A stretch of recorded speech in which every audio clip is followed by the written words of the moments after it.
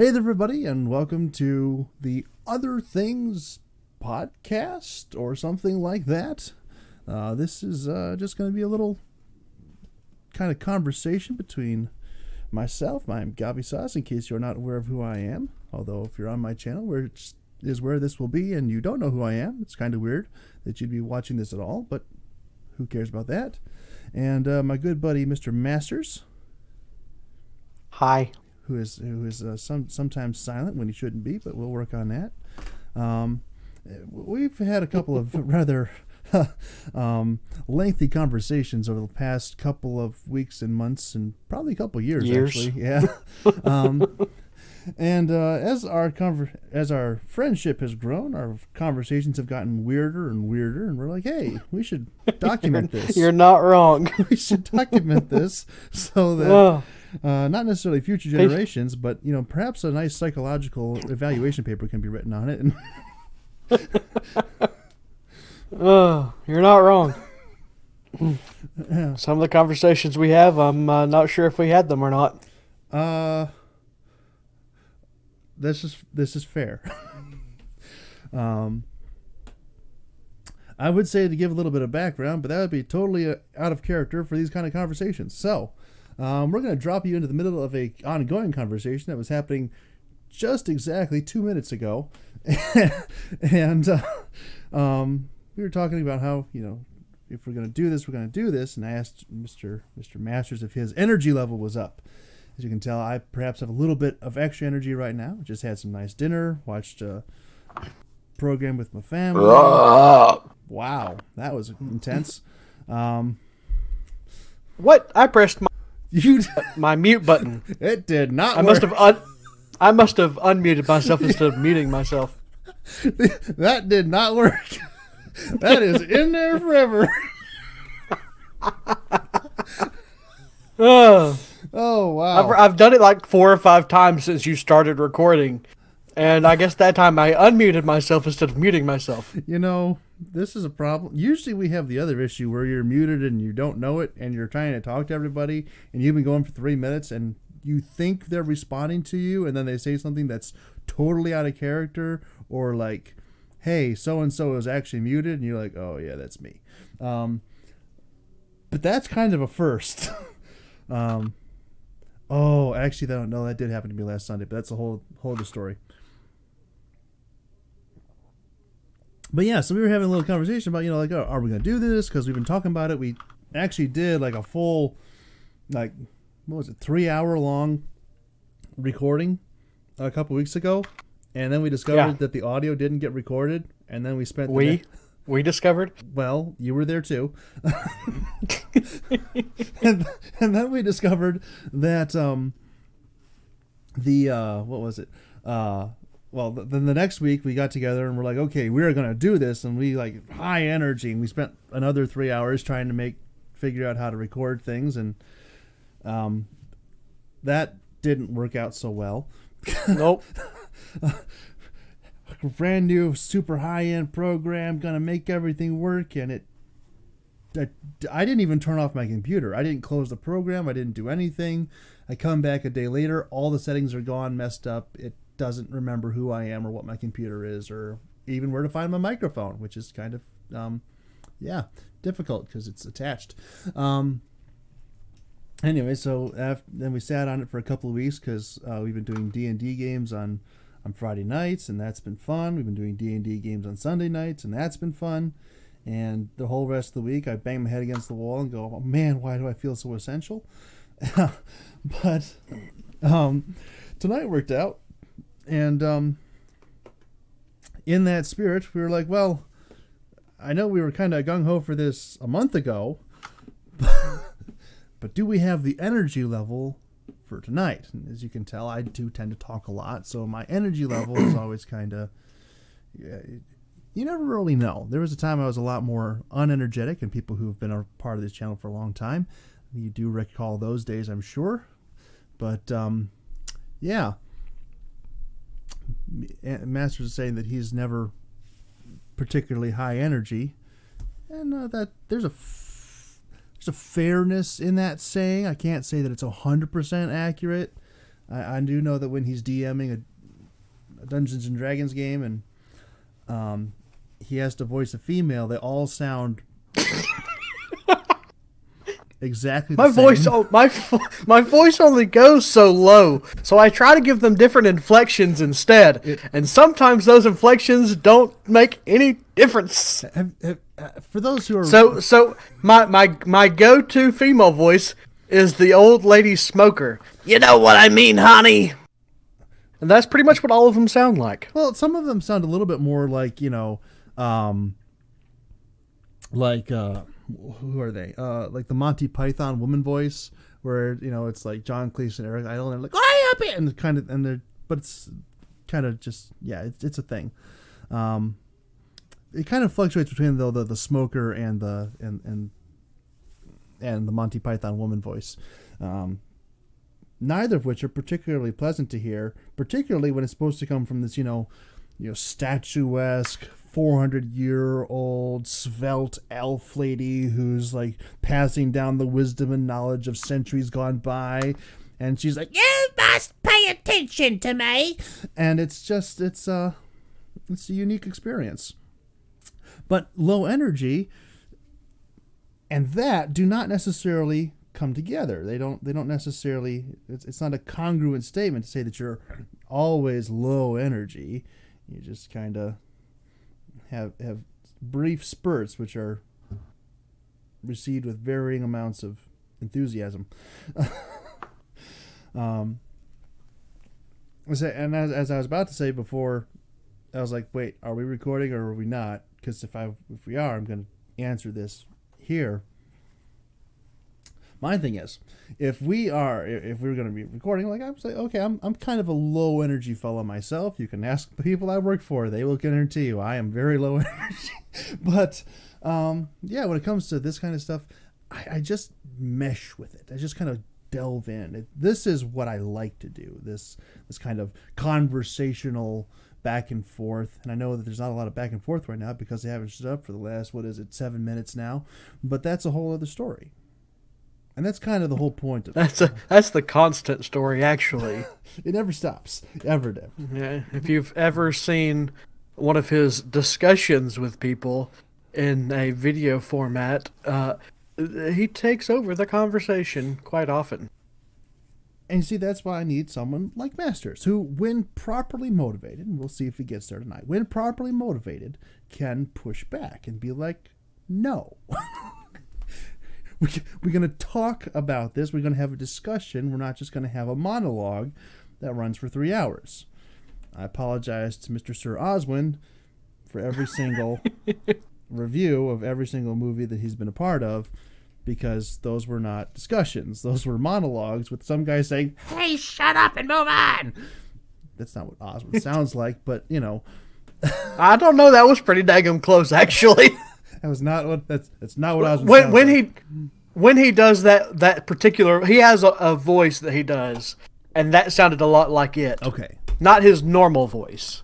But he does a voice, and that kind of sounded like it, actually. He did actually do a voiceover for a Minecraft animation a couple years ago, and he voiced like this pig scientist, and that actually is almost exactly what that sounded like. Okay, I concede the point. Yeah. Love you, Oswin. We need to get back to playing that Civ game that we never got past, like the 1300s. Civ game? Yeah, me and Oswin were playing Civ 5. Not a lot, but like enough that we did like 2 or 3 campaigns, and then he whipped me in about an hour on both of them. And then we started another one that we didn't complete. And we're like, okay, well, we'll do this again next week. And next week was about 2 months ago. So I apologize to Oswin for not, keeping up with that. Hopefully he still has the save file. We will get back to it. But yeah, we only got... Because thanks to... The Rona? Thanks to... no. Oh. Well, probably. Thanks to Epic Games, I now own Sid Meier's Civilization 6. I also have Civ 6, but I have it on Steam. I don't think that matters. Oh, probably not. We could play it sometime. I'd love to play some Civ. I've never played one. I love playing Civ 5. I'm assuming Civ 6 is good, although I have heard that 5 is better, which is weird. What is it like? Like what style of gameplay? It's like turn-based. It's turn-based civilization building. You gain land. It's turn-based? Yeah. That sounds interesting, actually. But it's not like back and forth. Well, I mean, you can set it up so it's back and forth turns. So like some person always goes first, and then some person goes second. But that slows the game down a lot. Typically, how people play is like it's a mix between turn-based and real-time strategy, where you're both in the same turn at the same time, and the same turn is actually like within the scope of the game, like perhaps like up to a year or several years in terms of elapsed time. And so it's kind of like a rate. Sometimes if you're doing it, like I said, you can go back and forth where it's like, okay, Gavi will go now, and then Osmond will go now, and then Masters will go now, kind of in that sort of rotation. But you can also do it so that everybody's taking their turn at the same time. And then it's kind of a race, especially if you're in a battle mode where you're trying to move your units faster than your opponent. So, have you ever played what's that other game that I have? I don't even remember what platform it's on. There's so many freaking launchers. It is this the one that you and Pyratic were into? Yeah. I have not played it. I can find the name of it though. It's I don't even know what platform it's on. On Anno. Yeah. Anno 1800. I've not played it. Yeah. But it's like a strategy game where you have to keep up with like resources and stuff, and you build out your civilization. Oh yeah. But the scale doesn't really change as far as like. So the way you're describing it, I'm thinking that civilization is like Anno, except instead of the difficulty becoming resource management, it's more of getting to that next tier of century, I guess. Civ can go both ways. If you play at the lower difficulty levels, it is all about advancement and trying to move on to the next thing. But you can ramp up the difficulty very quickly, and you can be in the 1200s and half your population is starving to death, and your units are and your army's all mad at you, and so they start revolting and forming barbarian bands that burn your cities down. Not that that's ever happened to me, of course, but that is a thing that can happen. Yeah, it's it is fun. I enjoy it. It's my thing is pretty much every single game that I play at some point I just burn out on, and that's frustrating because you'll be sitting there and you have, like on my screen right now, I have probably 20 games I could just double click and I could be playing it right now. But there's only like 2 of them that I would actually be enthusiastic about doing that about. Yeah, gamer burnout is a real thing, and it's weird because games are supposed to be like a cheap dopamine high to placate your mind after a busy day. At least that's how I equate them, how I think of them. But how this actually ends up being is that you'll play it for 20 minutes, you won't achieve what you're trying to do, you'll get frustrated, and you go, okay, I'm going to do this one more time. One more time turns into 3 times. You still haven't accomplished what you've done. You've been on there for an hour and a half, and you're like, what am I doing with my life? And then you do that for 6 days. On the 6th day, you're like, I'm not doing this tomorrow. And then you don't. And then you play something else. And then that cycle starts again, and you repeat, and you come up about a week later, and you're like, I don't want to play this anymore. And it comes and goes. Like, It also depends a lot on who you're playing with. If you're doing single player games, the burnout sessions come a lot faster. A couple days ago, I started. I'm sure. Oh yeah, a couple days ago, I started playing Dark Souls, the first one. I had never played Dark Souls before, and like the first, 2 hours, I'm like, yeah, I'm just rolling through. I mean, like, Dark Souls is a hard game, and I'm like, yeah, I'm just rolling through here. And then today, I was playing for about 40 minutes, and I encountered my first wall, and I'm like, I don't want to climb this wall. I'm certain I will. I'm certain I will get back to it at some point, probably in the near future, maybe tomorrow. I don't know, maybe 6 weeks from now, or a month from now, or Never. I'm certain I will get back to it, but it's like it'll come to a point. You'll just come to something and you're just like, nope, I'm good. I don't have to do this right now. I can. There are a number of other things that I could do right now that would be more enjoyable than this, and then you do them, and it's probably not the greatest thing, like mindset to have, but yeah. There are only 3 games in existence that I've played. I've played hundreds of different games. There are 3 in existence that I have beat. Really? Yes, because I get to that block, and I'm just like, okay, I'm done with this. And then months later, I'll be like, hey, I want to go back and play this again. But I'm not the kind of person that can just pick up where I left off. I have to start the whole thing over again because I forget everything. And so I'll play through it all over again, and then I'll get to another point, and I'm just like, okay, that's enough for me. I'll come back to this sometime. Well, And those 3 games are Super Mario Brothers, which was a recent achievement. Okay. Not because I couldn't do it when I was younger, but because every time I would get so far and save it, my sister would come in and delete all of my saves. That's not cool. Yeah. Star Wars Knights of the Old Republic. I've beat it probably 30 times. Okay. From start to finish. Love that game. Awesome. And the first Spyro game. Wow. I beat it all the way through. Yeah, we, those are the only 3 I've ever made it all the way through. You and I have very different experiences.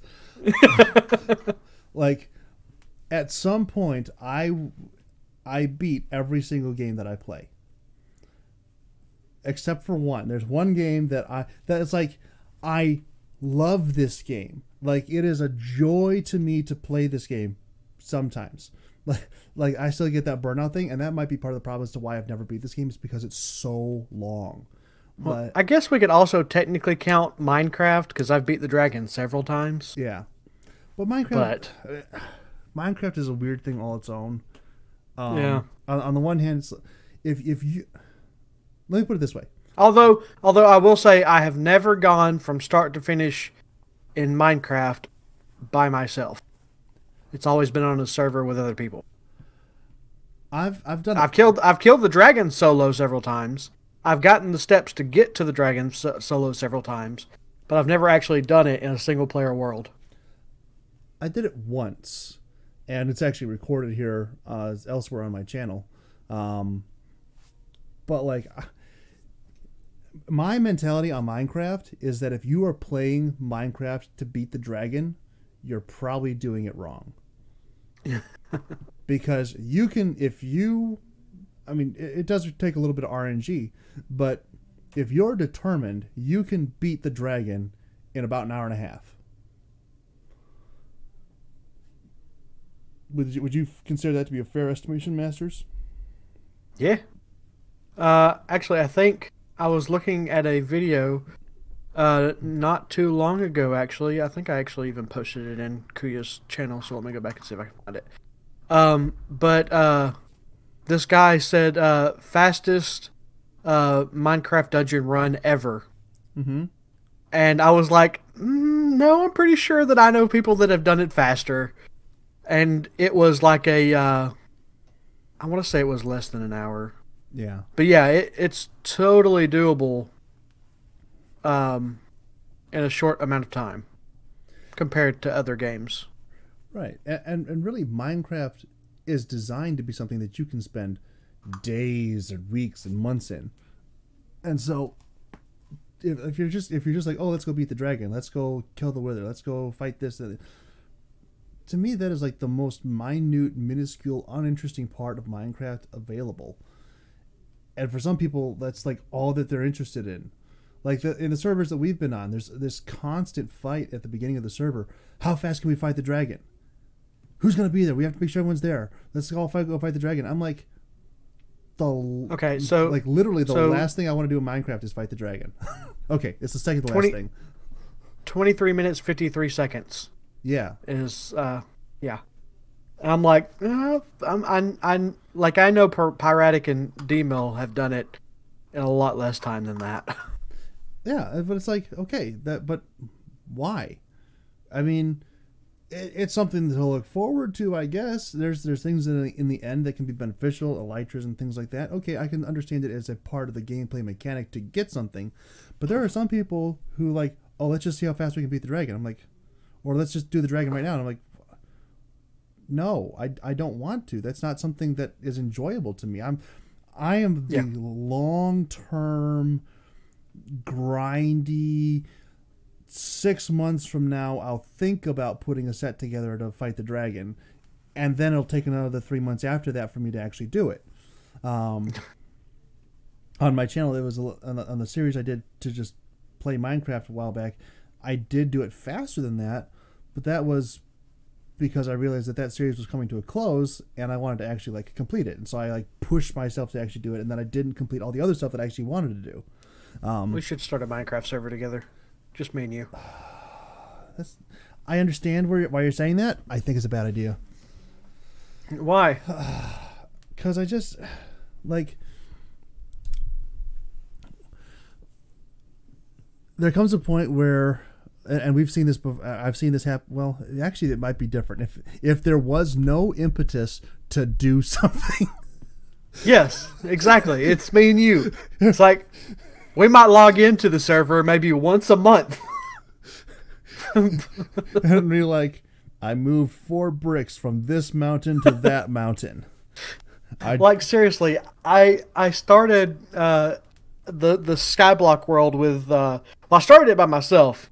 And then about 3 days in, Sasquatch had messaged me about something. Right. And I just mentioned to him, like I mentioned to you, hey, I'm doing this if you want to join. Mm-hmm. And he was like, hey, I've done that before. And so he got on. And for the first week, maybe 2 weeks, I got on every single day. Built a bunch of stuff. I got my island level up. I came, the closest I ever came was I came to 15th place server wide. Right. For my island. Mm-hmm. And then slowly I would get on and I would go do stuff. And then, it got slower and slower. Like I would go in and build some stuff and then I'd be done for the day. And then the next time I would go in, I wouldn't build anything. I would just do the achievements for the day and then I'd be done. And then it got to where I was just doing the login bonuses for the day and then I'd be done. And then it got to where I didn't even do those anymore. And then I was like, you know what? I haven't touched that thing in like a week and it's just been running nonstop on my computer. Right. And so I just finally just closed it out. And then like a week later, Sass messaged me. He's like, hey, sorry I haven't been on the thing recently. I said, dude, I haven't been on there in a week. I haven't even touched it. And he was like, oh, well, they just reset the server. And I'm like, okay, that's cool. Yeah. I'm over it now. It's kind of like this weird thing. Because, I mean, I totally get that. Where it's important for a moment and then it's not at all because it never really was important. Yeah. Is that a good way of putting that? Sure. Because, like, I know a lot of, like, we are part of a gaming community. We are probably the fringe members of the gaming community, but we are part. Absolutely. Absolutely. Like, go ahead. I tend to get really into game and then it'll start to fizzle out for me because it's first of all, I like games for the social aspect. In my day to day life, in my day to day life, in my day to day life, I don't care one bit about socializing with anybody. Mm-hmm. I could sit in my recliner all day long and just watch YouTube and watch Disney Plus and not care about communicating with anybody. Mm-hmm. But when I play games, I don't like playing solo. I like having the random factor of somebody else interacting in my world. So if I go to play a game and it's just me, it's going to die out a lot quicker. That's why I've dug into D&D so much, is because I've got a chat full of people every single time that when I sit down, I have an idea of what might happen, but by the end, that idea has been blown out of the water. And it's just a new and fresh experience every single time, and I love it. I totally get that. D&D is a lot of fun, and I have not got into it nearly as much as you have. Not nearly as much as you have. I don't think anybody in the world has. Oh, I'm sure there's somebody out there who's been like, okay, man, it's just right. a freaking casual. He only has one game going every single day. I got like 5, man. Well, okay, I also have a life. Well, I have work, not necessarily a life. I have a job. I got bills I got to pay. Yeah. Responsibility does not equal life. Let's be honest there. Responsibility can lead to a lot of good things. It can lead to fulfillment. It can lead to a lot of just generally beneficial things. But responsibility does not equal a life. People tell, oh, you just need to get a life. Well, okay. And then they're like, the first thing they say is, oh, you just get a job. Okay, well, that's easy. We got a job. Great. I'm miserable. Great. I don't feel like I have a life. I feel like I want to. Let's not go there. But try and keep this into some form of a readily watchable format. Not that we're gonna just drop that. But yeah, it's like the whole gaming aspect is an escape from that. It's not that we dislike what we're doing in the rest of our life, but it should be an escape. And so when there's like this, there's a pressure at work to perform. There's a pressure in the family to be there. There's a pressure in social connections like church and other things like that to give and all this kind of stuff. And then you show up to like a gaming session where you're like, okay, I'm going to just have fun. And you're there with a bunch of people who are like, we're going to go do this. And it's like, no, I don't want to. But D&D is totally different because I've played a number of different games. People who have been around with my channel for the longest know that I was a huge Monster Hunter guy. And way back in the day, it was like everything.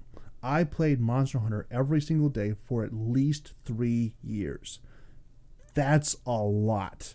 And it was the same game. Well, I guess it wasn't technically the same game. There was an update partway through where they went from Monster Hunter Tri to Monster Hunter 3 Ultimate. But it was essentially the same game.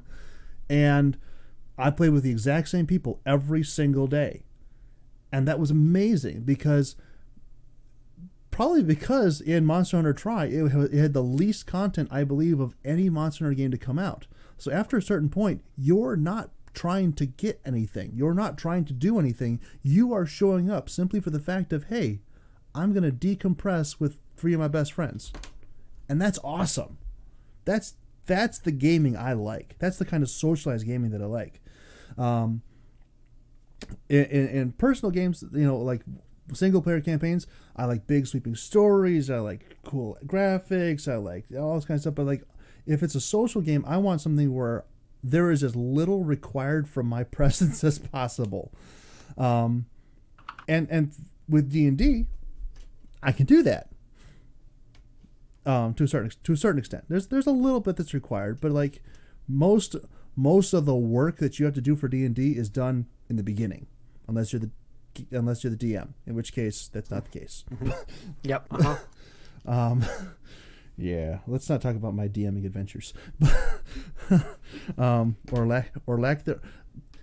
There might be. I'm not saying that this is the case, but there might be a reason why it seemed a lot when I was DMing. That I may have been actively trying to kill all the player characters. Make me do work, will ya? But yeah, it's fun. Or something like that.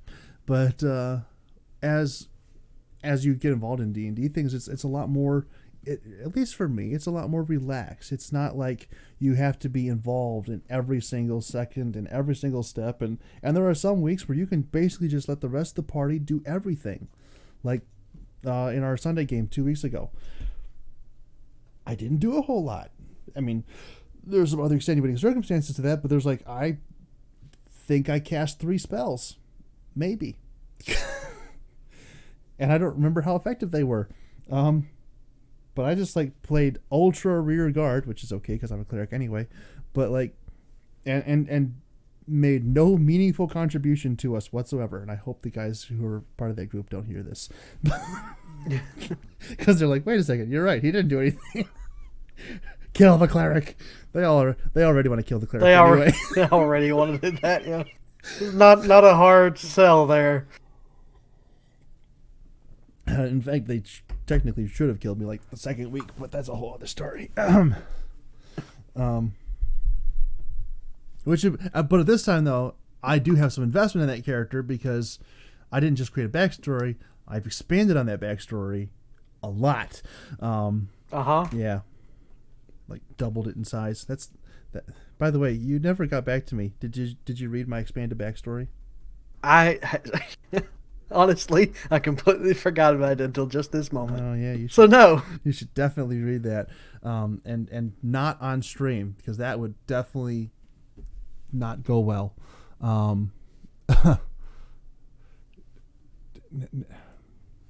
No, you should not do that, Masters. For those who are just, I mean, because everyone's just listening to the audio, there is no video right now, or probably ever, but definitely never ever. That requires editing. Exactly. We all know that we're just uploading this audio file, pretty much. Maybe with a picture. Yep. And it may be the laziest picture that I could find, but and it may be the picture that you always use. That is exactly the laziest picture I could find. It's like I know. But yeah, so Masters just sends me a picture of like, what is this, hosting your or something like that for a Minecraft server, and I'm like, yep, don't do that, don't do it. It's gonna be bad. Don't do it.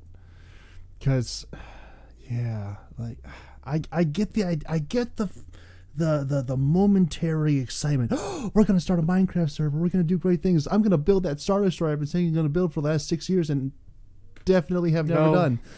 Nope. I was more just wanting a world that me and you could both go into and just dig. Digging fish. Just dig fish while we're sitting there just talking. You know that was last year. We were part of the SGA Minecraft server 2.0, and we were which lasted a lot less. It ended a lot quicker than the first one did. Yes, but you know, we founded the Sasquatch Digging Society, and Sasquatch was there, and I think within about a month, he was so done with both of us. Because he is a machine builder and a farm builder. He is, and like all this stuff, and like he is a Minecraft player. Oh my god! Have you seen the pictures of the hole he dug for his witch farm recently? No. Where would that be? Would that be on Kuya's Discord? Go into Kuya's Discord under the Minecraft, and then scroll up just a little bit. Okay, so that's a hole that he dug. That's a hole that he dug, and then slabbed the floor, and then slabbed the walls. Yeah, that's ridiculous. Holy Moses. Yeah. He said, I accidentally miscalculated and dug it too big. I mean, good for you, man. Just really bravo, applause. But, and you know, I am a digger. I like to dig big holes, but like that's a lot. Did you scroll up a little bit more where he's got the angled view? Yeah. Yeah. It's all the way to bedrock, bro. Oh man. Like I have dug some big holes in my time, but that's and not just from saying the wrong thing, but yeah, that's next level right there. I don't even know how. Like, he's got like 6 beacons going. I don't even understand what it is that I'm looking at. There's so much digging. But that was the thing. Like, when he was on the server with us as part of the Sasquatch Digging Society, that's all we did. We just dug holes and fished. Yep. And then we had I dug a hole, filled it with water so that he could fish. And then like we'd look over and there's like this one tiny, very unassuming building behind everything. And if you go over and you walk into it, it's just a giant, empty, cavernous thing that he filled up with machines and farms, redstone contraptions and farms. And I'm like, dude, I don't have this kind of energy. Why don't you ever build any big contraptions in Minecraft? I don't care to fill my head with the information necessary to do that. Yeah, I don't even care enough to have a YouTube video open while I go do it. It's like, no, I'm just if it's something I can throw together quickly, like a chicken cooker, just so that I don't die of starvation. Okay, but other than that, I'm probably just gonna dig until I break all the tools in Minecraft. So. That you can't ever break a tool in Minecraft. You can't ever break a tool in Minecraft. Oh, it's just the worst thing ever if you break a tool in Minecraft. I'm like, I've broken so many tools. As soon as mending, okay, even with mending, no. So many. This is the thing. So all games start simple, right? And I think this is where the kind of the mindset comes into, or at least my mindset comes into, where you can play a game just to have fun. Someone comes up with a really good idea, like Monster Hunter. Hey, we're going to put you in the desert with a stick, and you're going to hit the monster with a stick until it dies. Hopefully you don't die. If you do, you can come back later. If you don't, then you actually kill the monster. You can get the stuff. You can make an awesome hat and a better stick. That's the simplest version of Monster Hunter there is.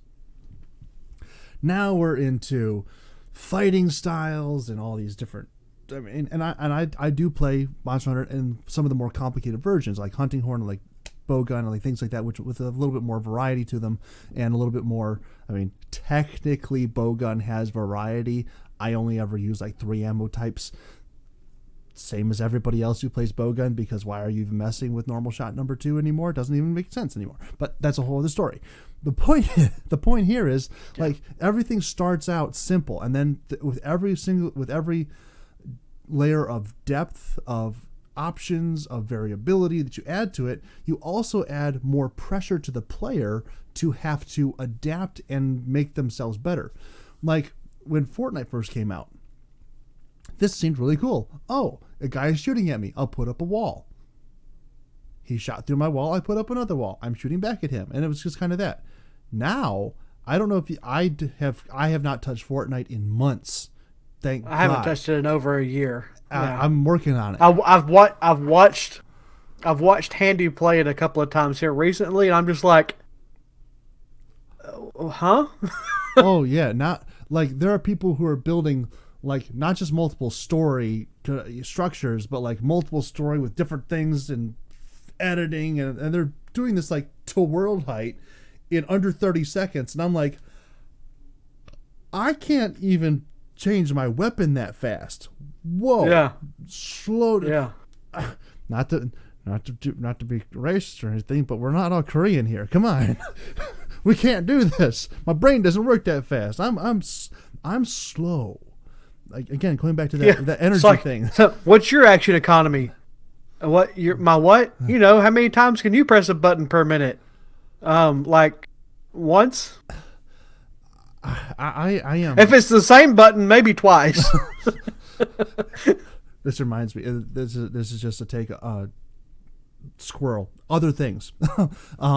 Yes. One of the greatest sketches I've ever seen was at the I think it was the 2012 London Olympics. I don't remember what year it was. I think it was 2012. And they, to showcase British culture, they had Rowan Atkinson come in as Mr. Bean, and they did a skit. and they had this big orchestra there, and they're all playing Chariots of Fire, and he was the synth player, and his whole job was to hit the one note over and over and over and over again. It is one of the funniest things. I won't spoil it for anybody. It is hilarious. It's on YouTube. Just type in Mr. Bean London Olympics. It is gold. It is comedy gold. But it all comes off the idea of just hitting the exact same button over and over and over again, and like the mind-numbing effect that can have on a person. but I totally get it. Like, I don't want to do 60,000 reactions per second per minute or second or whatever, however much it's supposed to be. I want to play slow. I remember like years and years ago, like early 2010s, like maybe 2012, 2013. I started playing Call of Duty a little bit, and I only played it for a couple years because Call of Duty followed the same trend where it's like, okay, Call of Duty begins with, you are a man, we give you a gun, you shoot the guys over there. That's it. Nice and simple. Now it's like, you're a man with a gun, you're jumping off of walls, and you're sliding and diving and jumping up and down, and just jetpacks and 14 different rocket launchers all flying at you, and you can dodge them anime style, which sounds cool, and it probably is, but I'm like, when I first started playing, they were just starting to get into quick scoping. And I saw people do this, and I thought it was some sort of like demonic magic or something. I'm like, you cannot honestly expect human beings to be able to do this. And now it's to the point, like, of course they don't expect you to do that. That's so old and that's so tired. And everybody can do that. You have to do this to be at the top of your game now. And I'm like, that constant pushing forward is, it's exhausting. I have to do that at work. I have to do that at church. I have to do that all kinds of other places. I don't want to come home and relax by doing the exact same thing I'm doing everywhere else. I want to be in a place where the expectations upon me are the absolute lowest. And now we're podcasting.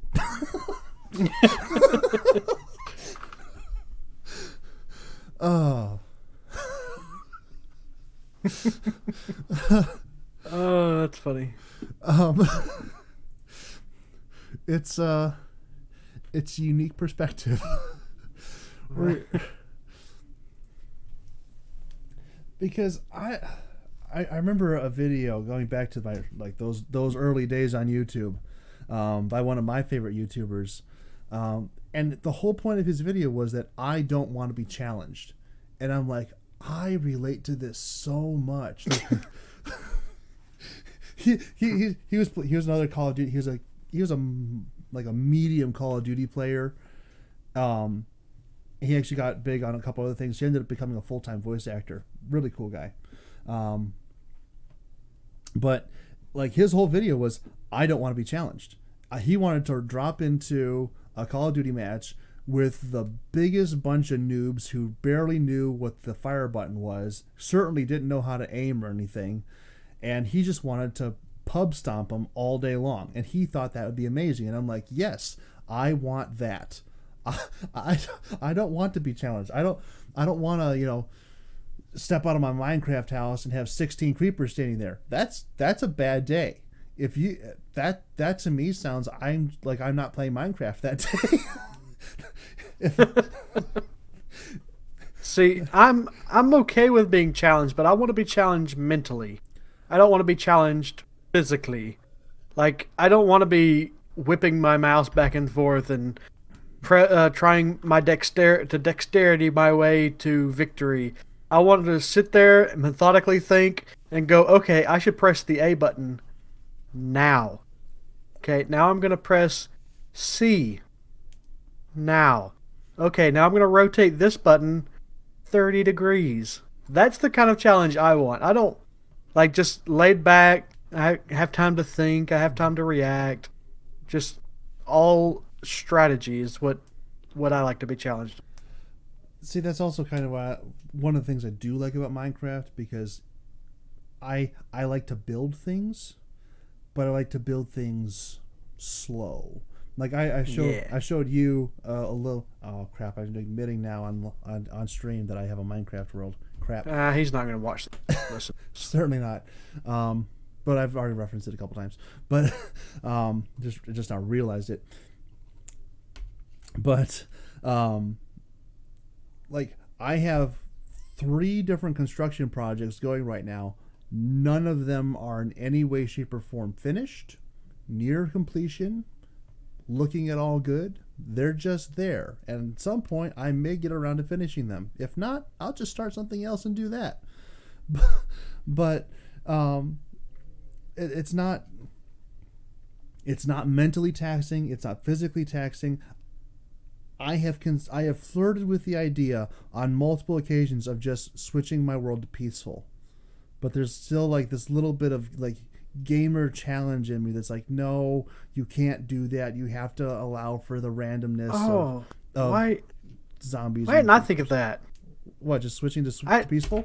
Yeah, because that was the whole reason I quit my last single player world that lasted all of 30 minutes, was because I was having panic attacks when I heard zombie noises in the wall. Yeah. It's like, why didn't I just think to switch it to peaceful and then I can just do what I want? Yeah, because the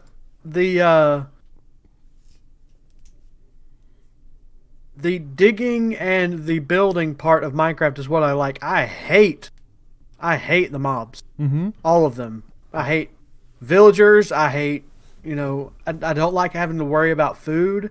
Yep. It's like, I just want to dig and build. That's all I want to do. But I don't want to do it in creative because I want to have the accomplishment feeling of going and getting the things. I am right there with you. I don't want to. And the thing is, okay, Minecraft is a great example of the exact same phenomenon that I've experienced with everything else.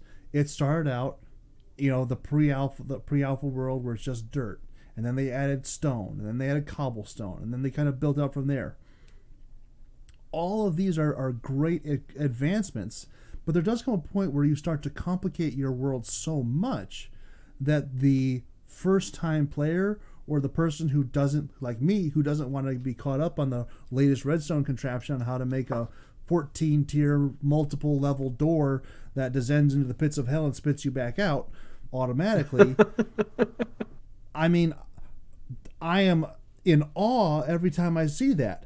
I would never put forth the time, effort, or energy to do that myself. Ever. There is not a single cell in my body that is in any way, shape, or form inclined to do that. I will dig, I will build, I will fish. That's all I need. And God, if God forbid I should break a tool, now that mending is a thing, oh, sweet Moses, I will get over it, and my life will not end.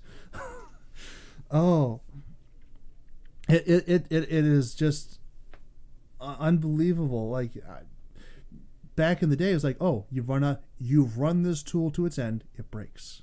Oh, tragedy. I'll make another. Now, oh, my tool of mending is broken. How could I be so stupid? And it's like, okay, it was no big deal, like from the day before mending came out to the day that mending did come out, it suddenly became a travesty for your tool to break. But the day before, tool breaks, no problem, I'll make another. The day after mending comes out, you've added this whole new level of stress. I absolutely cannot allow my mending pick to break. I cannot allow my mending chest plate to break. I cannot allow my mending anything to break, because then I'll have to make another one. But yesterday, you were fine with that. It was perfectly okay. You could just let it break. I don't understand how. I understand how this is an improvement, but I don't understand how this is actually improving, in my mind, the relationship to the game. Because going back, I don't want to be challenged. I don't want to have to worry about this. I want to try and remove as much pressure from me as possible when I'm gaming. Mm-hmm. And I understand that this is kind of counterintuitive, considering that 3 days ago I started playing Dark Souls, which is not at all a stress relieving game. Okay, so time for other topics. So last time we tried to do this, yes, sir. We talked about how I'm trying to think of the right words. We talked about how we each, while we are doing one thing, can also be doing many other things. Yes. Um, and so, in that spirit, what are you doing right now other than just talking? I'm doing nothing. You're doing nothing. I'm doing nothing. Wow. I'm going to be honest. I got to be careful because there are a couple people that are from my workplace that know about my YouTube channel. I don't think they go there because I haven't posted anything on there in a long time. But in the off chance that one of these people stumbles across this, things that I might say might not go well for my current employment situation, but that may not be the worst thing either, because the thing that I'm about to say is that I am not actively looking, but I am more actively looking to change my employment. It's not like Me too. It's not like I'm, running down every possible lead and going, but I'm like, if I hear of something, or if I'm looking at a couple of different options right now, trying to find something that would be at least comparable in pay, but located different, and certainly have a much more relaxed atmosphere. In the last 3 to 4 weeks, the amount of work which has landed in my lap has effectively tripled. On Monday, it's going to get at least another 20 to 30% busier. I have not received, in my mind, a comparable increase in compensation to that work. There was a nominal bonus which was directed to the broad staff, but there's like 6 people out of 100 and some odd people that are actually bearing the brunt of all this. I'm one of those 6 people, and they're just going to say, well, we'll give this to everybody. And I'm like, well, now I feel a lot less special. Particularly when you keep talking about how I'm keeping your building afloat and everything else, and you're saying good things, but you're not really backing that up with anything. And you keep telling me that I'm going to have to do more with less, and you're not going to give me anything more. And that to me is like, my personal stress level has been a lot higher the last couple of weeks than I am rightfully built to deal with, and it doesn't seem like it's going to get better anytime soon. So I am actively looking outside for other employment opportunities. That being said, why I'm not doing anything else right now is because it's nice to only have to do one thing. It's nice to be able to take a step back and to just relax, to just have a little bit of human conversation, human interaction, without having to be like, there's 14 things that need to be done in the next 5 seconds, or if they're not done, the whole place is going to burn down. I'm like, I don't want to do that. I just want to relax. Yeah.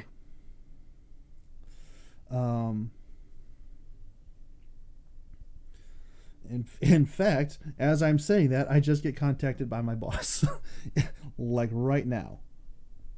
He heard you. But that's a whole other story. Yeah. But yeah, I'm kind of in the same boat.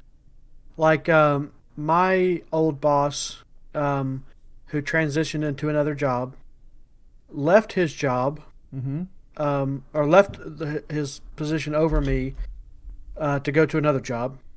He recently just got a new job, and left our company that he still had been working at, and kind of lined it up for me to take his place, because it's something that is very much within my capabilities to do, and something I have been interested in since he started doing it. And the people that did the hiring were like, yeah, we're totally thinking you. It's like, that's who everybody's wanting to take this position. We're going to do everything we can to get you in this position. And then 2 days later, in an email completely unrelated to the topic, I get a little side note that says, "Oh, by the way, we went with somebody else." Yep. Yeah. That's a thing.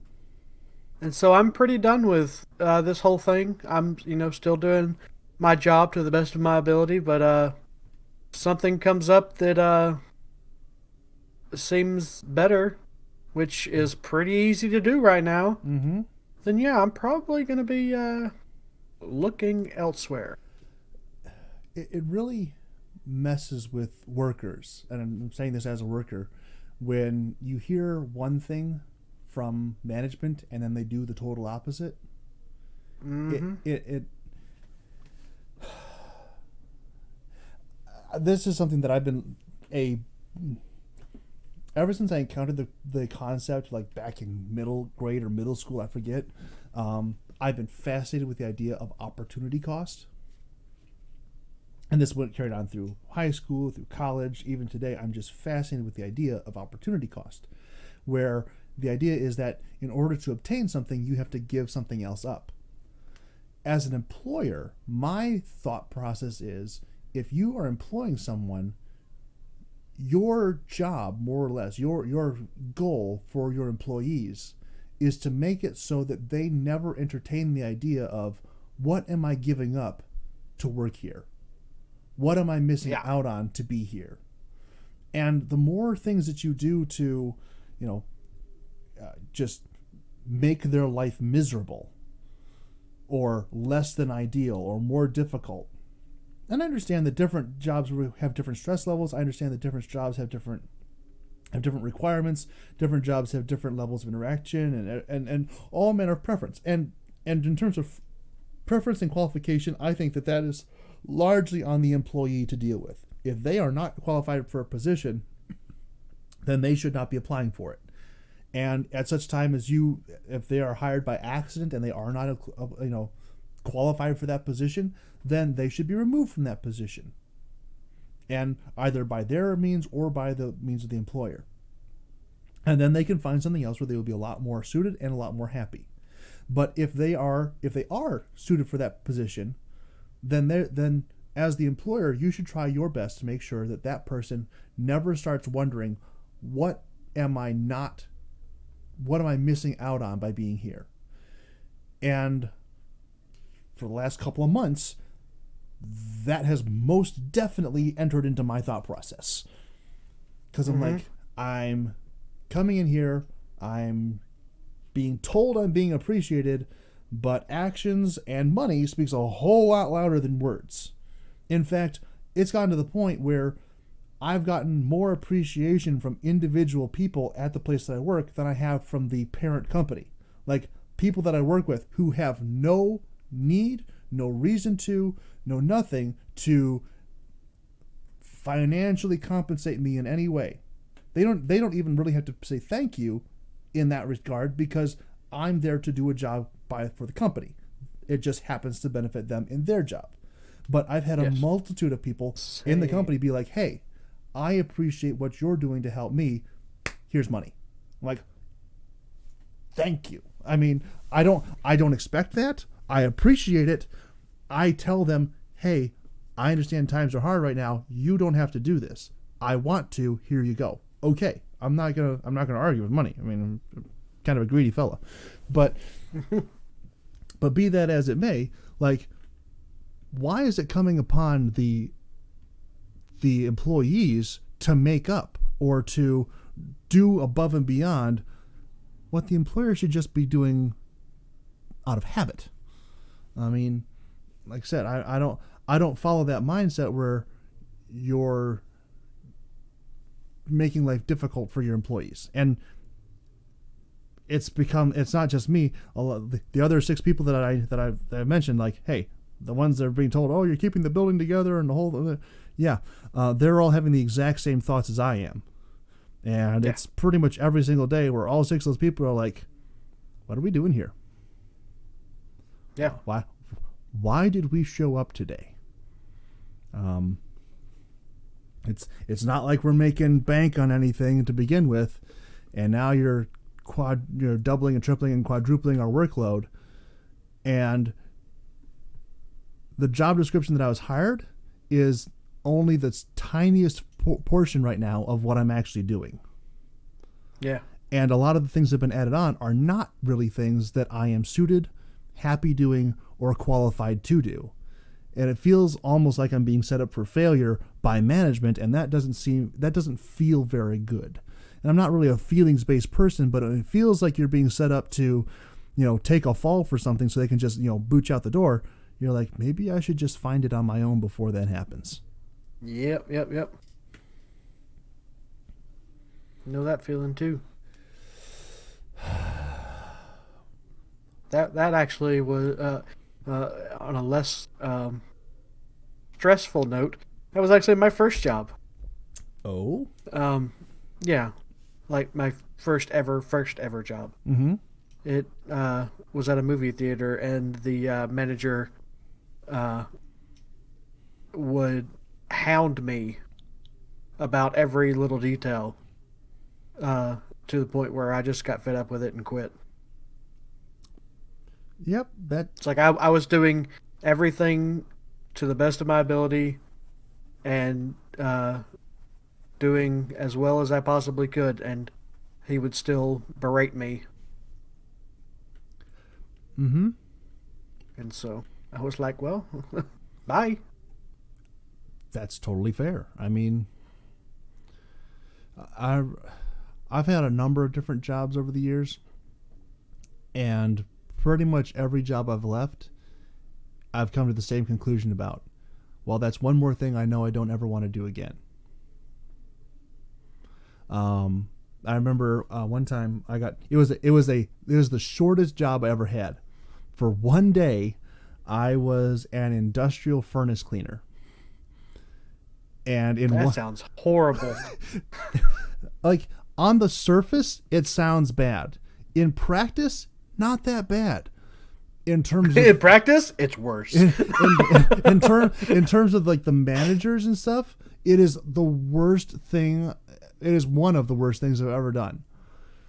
Like, so I spend 10 hours just in the muck, like just there's like industrial nickel shavings all over. Like, you have to. That sounds. It is. I'm gonna have nightmares tonight just thinking about that job. Just picking the nickel shavings out of my fur. Oh God.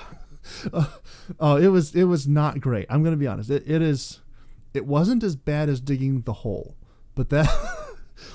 By the way, Minecraft digging and real life digging are totally different. Minecraft digging. Yes, I know. I've dug plenty of holes in my life. Oh, real life hole digging. Me and my best friend, when we were 16, got hired to dig a 10 by 6 by 8 foot hole. And we had one day to do it, and we did it, and it was horrific. Because where the hole had to be dug, the first 18 inches was good, nice, rich Michigan topsoil. The rest of the hole was deep, thick, hard Michigan clay.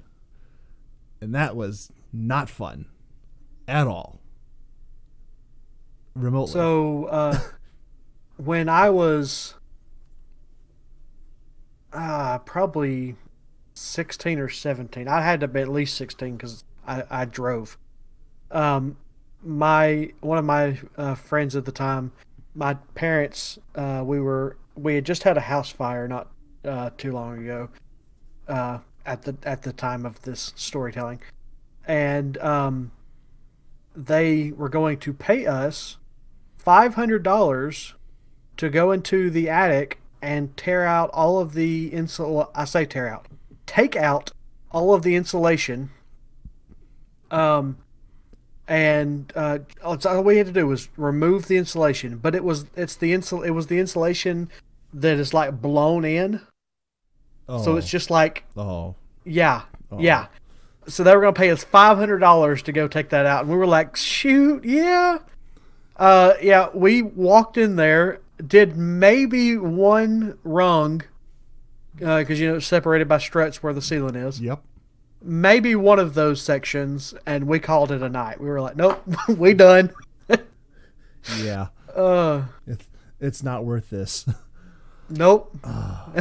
Not worth $500, even as a teenager. Mm-hmm. Yep. I was having none of it. Like I've done roofing for free, and I don't think I would I don't think I would do that for $500 or more. It was horrible. Yeah. Like I said, the industrial furnaces nickel thing, that wasn't too bad as a job. I certainly wouldn't want to do it every day, but like the manager comes in, the boss manager is like the guy who hired me, not the company that we were cleaning, but the guy who was in charge of the cleaning crew. Oh my word! Like I am still shocked to this day that he did not pull out a white glove and and run it down the entire length of the thing. Like,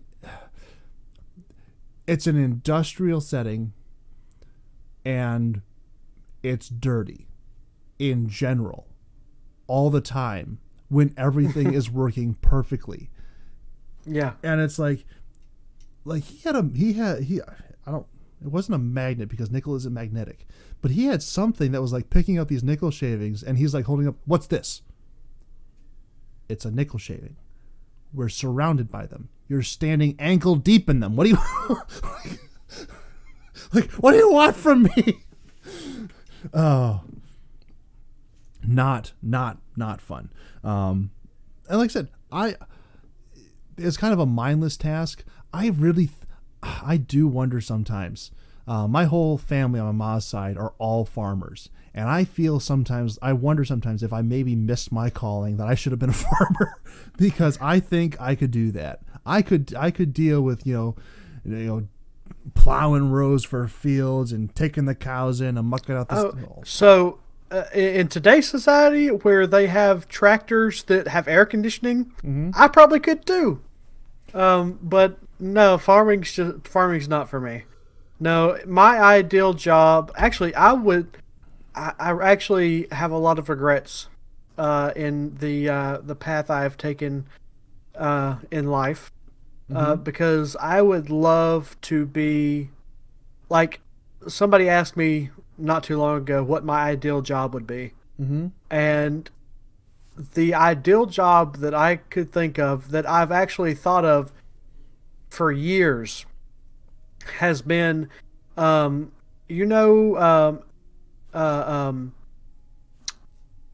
people that will, like they, in a live broadcast room, they are the people that tell everybody when to switch scenes. Oh, a producer. And not necessarily a producer. There was a movie I can never remember the name of, where it's literally like in a sports game, where he's like, okay, go to camera 6, go to camera 7, that is go to camera 3. That is a producer. Okay, whatever that job is. Okay. That would be my ideal job. Okay. I don't know why, but it just sounds fun, and like something that I would enjoy doing. Go to film school. Yeah, that's part of the regrets, that I didn't go to film school. Because I would also love to be an actor. I mean, everybody would love to be an actor. Well, yeah. But I mean, just acting, or a person that runs the camera, or a director, something like that, would just be. I can see that. I mean, I've given some very serious thought to doing some sort of acting for a number of years, but all of my attempts have been rebuffed. I do potentially have a shot at a stage play later this year, like not like the church-based, we're gonna have. Okay, I've been in church my entire life. I've been involved in multiple church productions. let's just say it as it is. Most church productions are crap.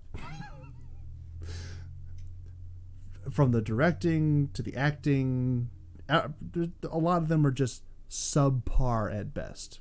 Now, there are a few outstanding exceptions, and those should be lauded for the wonderful testaments to portrayals of morality that they are.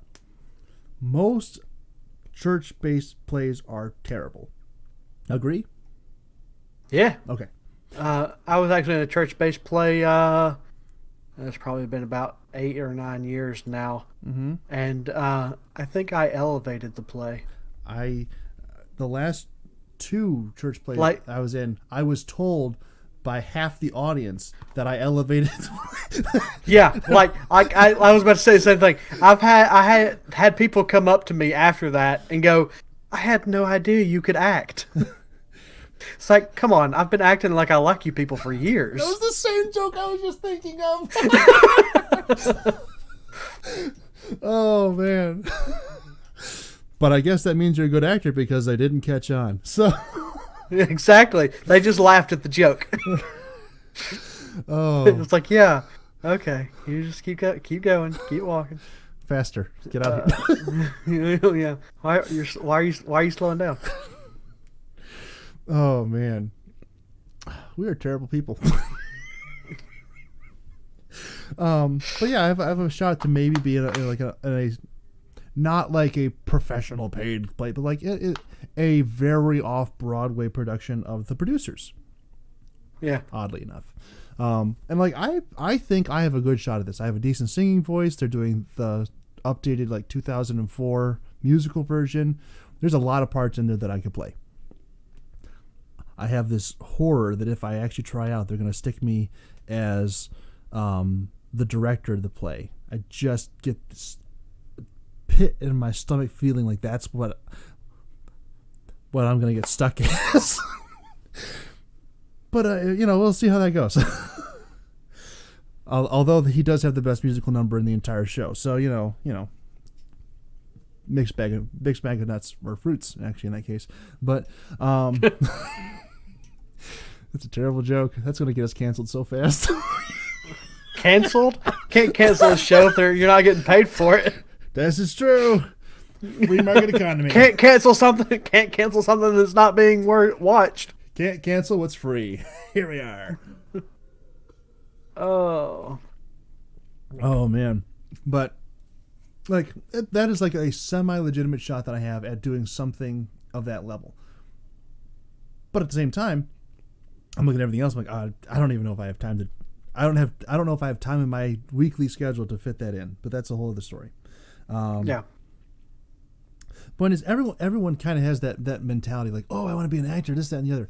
When I didn't want to be an actor, or I didn't even consider that as a possibility up until like 2014 or something like that. Before then, a number of things came up along the way. Oh, I thought I wanted to be a lawyer. Discovered very quickly I did not want to be a lawyer. Now that I work in a law office, I was right. I do not want to be a lawyer.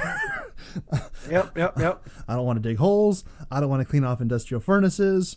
I don't want to sort dyes in a foundry. That's abysmal. I don't want to work in the foundry in general. That's just a bad thing. I don't want to pass out flyers and circulars.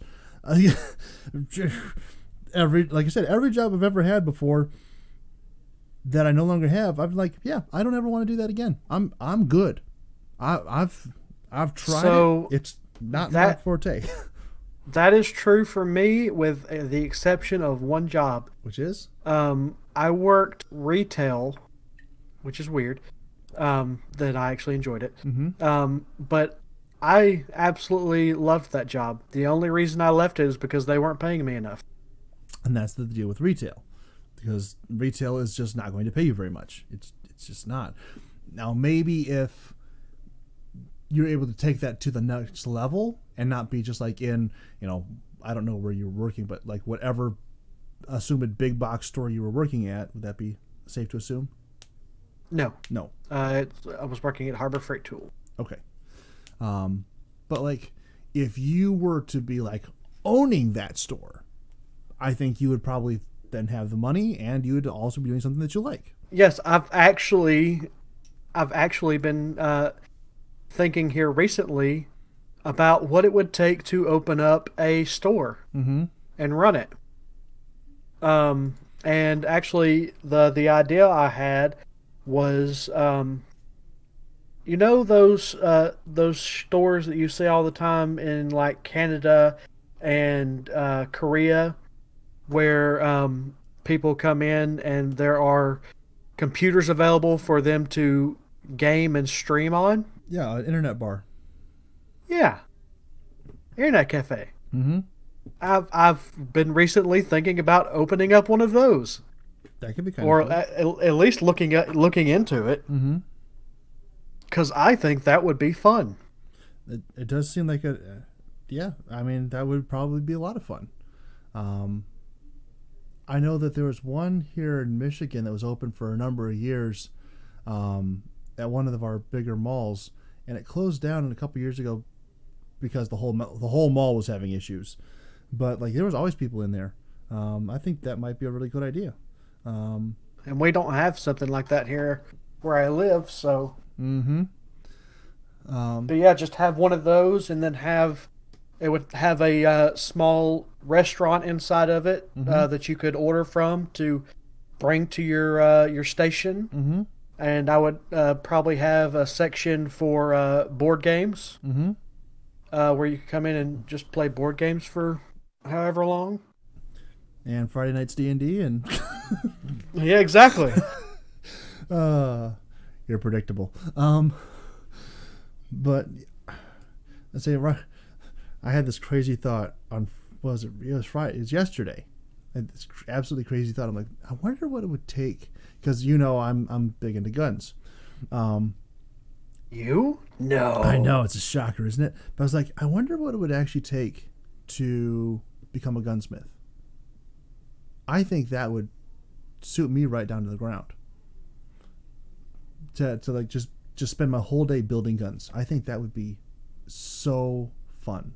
Because I don't just like shooting guns. I mean, I really like shooting guns. Let's not discount that at all. But I also like taking them down, cleaning them, oiling them. I mean, figuring out how they work, figuring out like where the parts go. That to me is a lot of fun. What was it? Was it last Friday? Or what was it? Last Saturday maybe? You tried to call me, and I had my brand new well, I guess it's not really brand new. It's 96 years old, but I had my Most Nagant like in pieces scattered all over a table. And you're like, what are you doing? I'm like, well, I'm trying to figure out how to put this back together. But yeah, I really like that. I really enjoyed that. That could be fun for me. I don't know what's required in that. I don't know if there's a lot of call for that. But if that is something I'm going to look into. Like I said, it's going to be. I'm in the passive investigation phase. We're not in the active search for new employment, but I can definitely see myself getting there in the near future, where it's like, do I really want to do this? Do I really want to stay here? Is it worth my time? What am I missing out on by being here?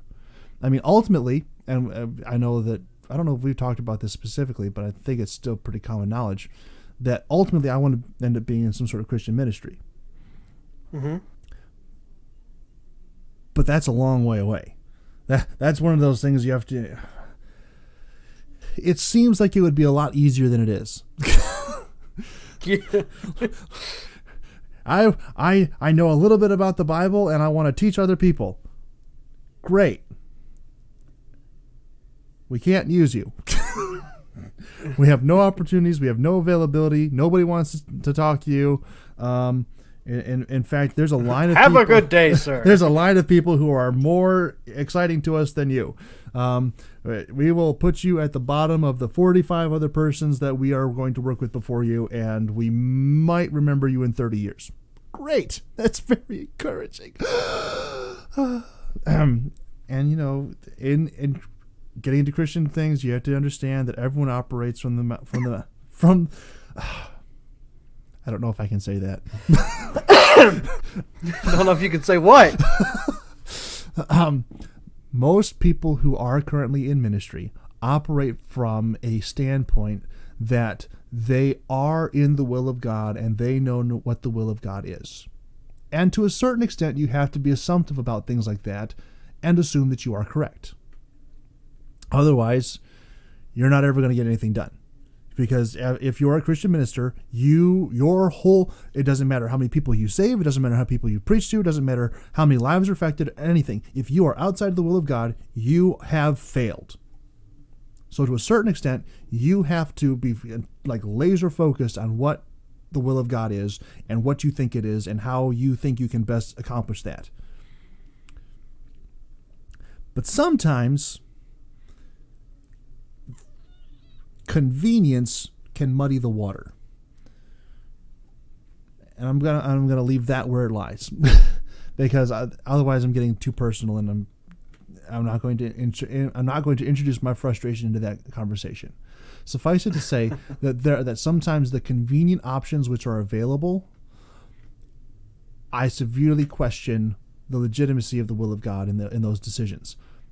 In a non-specific manner, I get very uncomfortable when I hear about a church handing down the pastorship from a father to son. And that's something that happens all across the U.S., probably all across the world, where a father starts a church. When he gets old, he passes it on to his son or his son-in-law or something like that if he doesn't have a biological son. Wow. I tend to have a major issue with that. Me too. Because, and the more I talk to lay people, the more I hear that. But when you try and bring this up, particularly with someone who has a son and is in ministry, I don't see a problem with that. I'm shocked that you don't have a problem with that, because the kingdom of God is no place for nepotism. Just throwing this out here. And just because you are fulfilling the will of God for your life does not mean that that will carries on to him. In fact, you'll find throughout Scripture that most cases where God uses somebody, he does something that is totally different with the son than he did with the father. Pretty much all throughout Scripture. It's kind of a cornerstone of that narrative. And I don't understand. You're saying you're in the will of God. I'm not saying that all of those instances are incorrect. But I will say that a lot of them probably need to be thought through a little bit better. That is one thing that bothers me, and for other people who are like me, who want to do something for the kingdom, who want to make that an event, like that is my intended destination in life. It can seem, and I may have the wrong perspective on this. I'm going to allow for that possibility. In fact, I'll probably say it is more likely, but it seems as though there may be some artificial hindrances put in the way by means of familial preference. Is that a fair way of putting it? I think so. Now, that's from my perspective. You said that you have an issue with that as well. Why do you have an issue with it? Well, when you... For the same reason that I don't believe in monarchies, pretty much. Okay. That's the simplest way I can describe it. Is it? And I can't describe it in more complicated terms either. Is it like the codifying of power, saying that like, this particular group of people are above and better than all of you people? Yeah, something like that. Mm-hmm. Yeah, I can get that. It, like I said, it's kind of nepotism, and absolutely I don't think that that's really there's a place for that in Christendom. I'm not, like I said, I'm not saying that all of those instances are bad, but when things like that are the norm rather than the exception, I think that is highly suspect at best. Yeah. That's it's one of those uncomfortable things. Nothing I can do about it except wait long enough. That's a morbid joke. But yeah, it's like there needs to be some interplay there. I know it's personally frustrating for me. That's not to say that all opportunities are cut off in that regard, but all the opportunities that I do have are going to take, not months or years to pay off. It'll be decades before I actually end up where I want to be in that regard.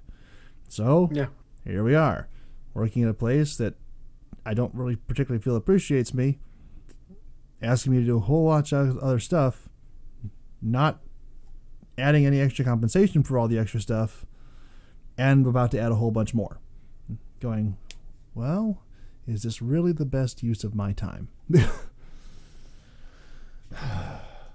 Yeah, it's a positive topic. Very much so. Not at all. So, other topics. Here we go. There we are. Other things. Yeah. Yes, sir. Other things, other topics. I told you that my sister's car broke down. Yeah, because you're part of the Sunday night game. Yep. So, last Saturday, or last Sunday, my sister and her friend came to where I live to do girl things and shop and whatnot.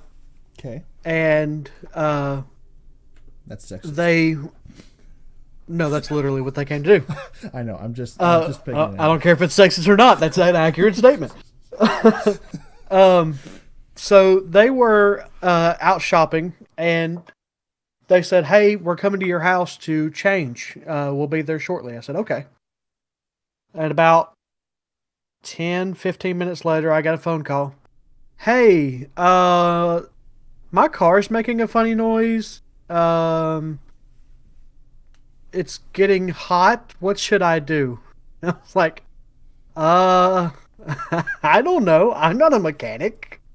I said, "Where are you?" And she said, "We're at this place right down the road." And I said, "Okay." I said, "Give me a minute, and I guess I'll come get you, and we'll figure out what to do." And she goes, "Okay, I'll call Dad to see what's wrong, to see what I need to do." And I said, "That's probably a better option." Mm-hmm. And since she told me her car was overheating, so I go grab a big jug of water. Right. I get in my car and I go get her. And sure enough, her car was overheating. So we went and got some half and half for her car. Right. And really, you think creamer was the right option? Well, I'm not a mechanic, so I mean Sorry. that's what my dad said to go get. So we, went to the local coffee shop and was like, "Well, it's kind of weird, but okay."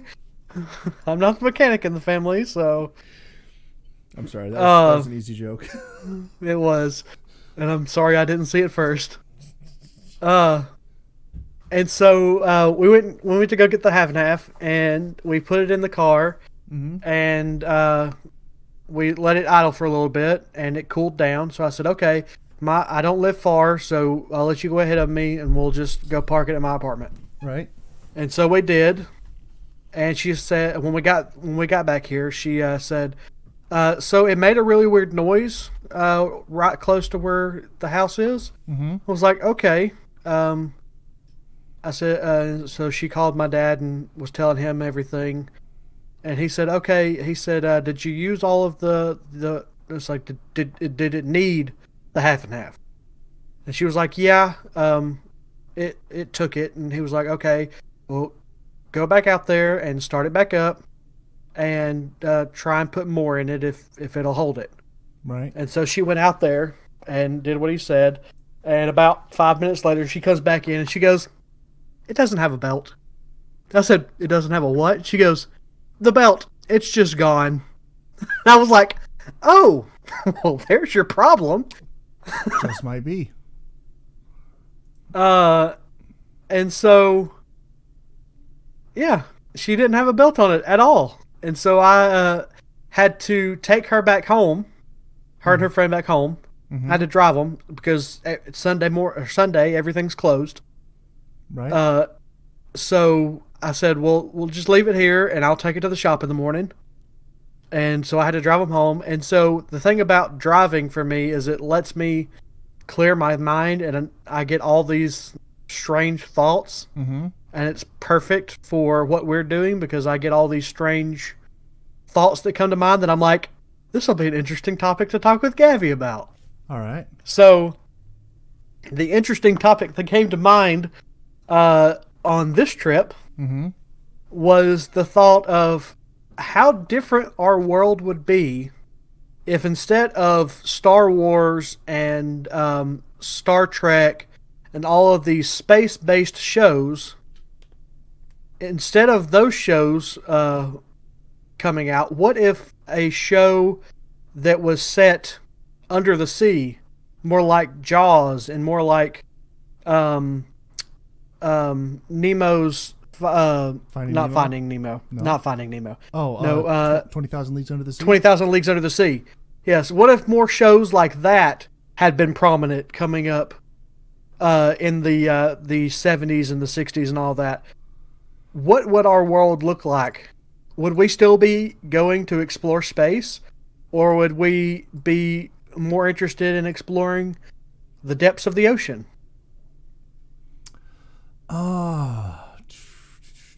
Well, you have to understand the space themed movies like Star Trek and Star Wars, those came out, I believe, after the first space launch.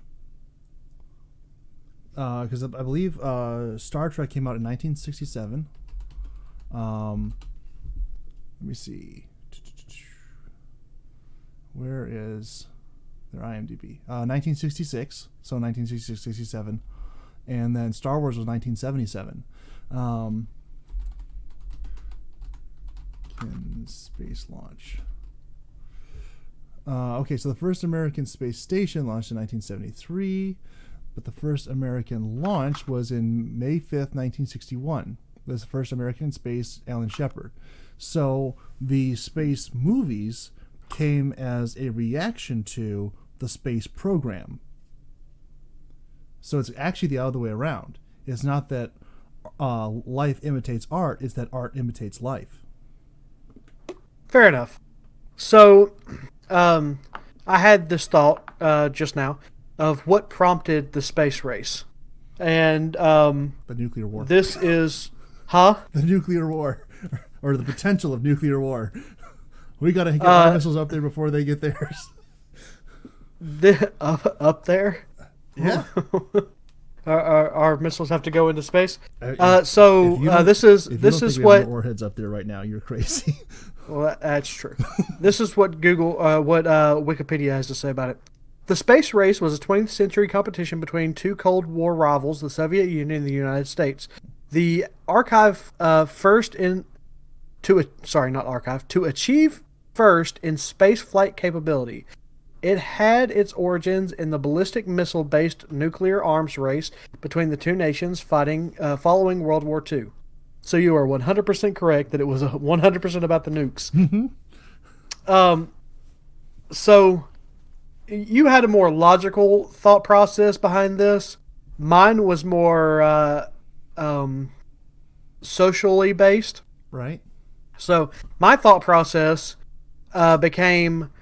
It's probably due to the fact that when you go to watch these shows and movies and stuff based on the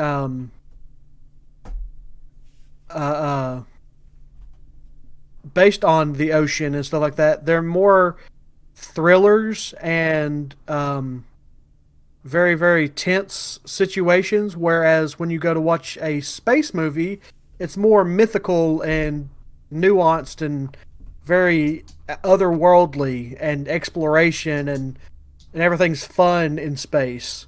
Whereas, everything under the ocean is scary and don't go down there. But yours makes more sense in the fact that it's correct. Well, I mean, so not to correct you twice in the same episode, but since we're here, since you made this observation, initially the media, although you have to understand the movies that were made about ocean exploration and things like that came at like the tail end of our oceanic exploration, and so a lot of the wonder had already died off. If you want to be involved in the wonder, you do have to go back to Jules Verne and things like that, 20,000 Leagues Under the Sea, and Journey to the Mysterious Island, and things like that. You have to go back because that was the age of exploration of the sea. And so there is this sense of optimism and wonder and buried treasure under every coral reef. But as we explored it, we found a bunch of scary stuff down there. And we're like, wait a second. You're telling me that there's a fish down there that can eat a grown man in one bite? I don't want to have any part of that. Get me out of here. Exactly. Lifeboats away. So that's where we kind of get that shift over. And actually, you can also see the kind of the same progression from happening with space. Now, there are a bunch of very, very campy, very, very bad 1950s space movies, which are questioning about the bad things that come to Earth. But like those movies are a very bad example of the bad coming to Earth, because it literally could have been anything from anywhere at any time in any place coming here for whatever reason. It could very well have been from under the sea. It just, they needed a quote unquote monster to show up so that they could have something to drive the plot forward. It didn't matter what it was, didn't matter where it was. It's just that at that time space was hot, and they're like, oh, well, let's make, what is it? I think it's considered like one of the worst movies ever made. Plan 9 from Outer Space. I have seen this film. It is abysmal. And there's other ones that are even worse. I think it's like It Came From Beyond the Stars or something. It's like this guy in a gorilla suit with a TV set on his head. I've seen that one. Oh, it's bad. It's really bad. Yeah, I've seen that one. And so you see Invasion of the Body Snatchers, and what if things happen? Yep. Well, like any one of those things, while in the realm of the world, are bad, but from the writing perspective, they didn't have to come from space. They could have come from anywhere else. In fact, the argument could be made that better movies were made using the same formula, but coming from different places. Like one of my favorite creature feature, of which all those are, is still, second favorite creature feature is Creature from the Black Lagoon. And like, what better creature feature could it be than, Creature from the Black Lagoon? I love that movie, and the sequel's good. The third one's got some issues, but I mean, the first two are really just solid movies. I genuinely enjoy watching those films. My top favorite of all the 1950s, 1960s creature features is Forbidden Planet, which is space themed, which is like, oh, look at the terrible things out there. But that one also has kind of a sense of wonder to it, because the first thing that you encounter is not the monster. It's this story of this grand, huge, mythical civilization that lived in a time before, and look at all the cool stuff they left behind. And then you find out why and that one is actually really good sci-fi as well. Like, not just like, oh, well, has a fictional scientific setting, but like it actually gets into the motivations of humans and intelligence and psychology. It's very, very well done. It is. There's a reason it's my favorite creature feature. It's because it's just a genuinely good film and has good psychology behind it. It's really, really well done about how we are basically the whole thing is that we are the architects of our own destruction. If you break down the whole movie to its core message, it's we are the architects of our own destruction. And it's just, they set you up and they walk you along, they hold your hand, it's a beautiful adventure, and then they just smack you in the face with the message. You're like, oh, I'm okay. Please, sir, may I have another? I love this movie so much. It's another one of those. I don't watch movies multiple times, most often, because I remember everything in them. Creature from the Black Lagoon and Forbidden Planet are movies that if anyone's like, hey, I'm going to go watch this, I'm like, can I come to? I want to watch that again. And those are very rare films where I think that's good. I want to watch this. Now, when I was 7, when I watched it the first time, it was because I thought Robbie the Robot was cool. But now that I'm a little bit older, I'm like, no, that's like a legit film that has really good. Okay, some of the acting is not that great, but it's a really cool concept. It's got good artwork. It's got good, decent effects for the 1950s, and it's probably one of the coolest monsters to ever be put on screen. That doesn't require like a multi-billion-dollar special effects budget. It was just so well done. I really like that film. In case the gushing that I've been doing about it is not properly communicating that. But you get this crossover where at the time in the 1960s, we're just getting into the realms of space. We put a man in space, we put a man on the moon, and this whole new universe opens up to us. And we're like, oh, look to the stars. There could be life out there. There could be wonder. There could be adventure. There could be, again, going back to the under the sea method, or the exploration of the sea mentality, there could be treasure out there. And so there's this massive push, and we go, all of the legitimate films about space have this very optimistic mindset. That's what Star Trek is all about. It's this very optimistic vision of the future where there's no more fighting amongst ourselves, and we are just a singular group of people pushing out into the world, into the universe around us, seeking to provide good and to learn and to expand and to make ourselves better. That's a very noble purpose. I don't think we'll ever actually get there as a species, but it's a noble purpose. But contrast that now with some of the movies made today. Things like Passengers, like Moon, like there's a couple other ones where it's like you put someone in a position in space where you are, best example of this, Gravity. Gravity is that shift back from the optimistic future of looking into space to being like, holy crap, it's dangerous up there. Have you ever seen Gravity?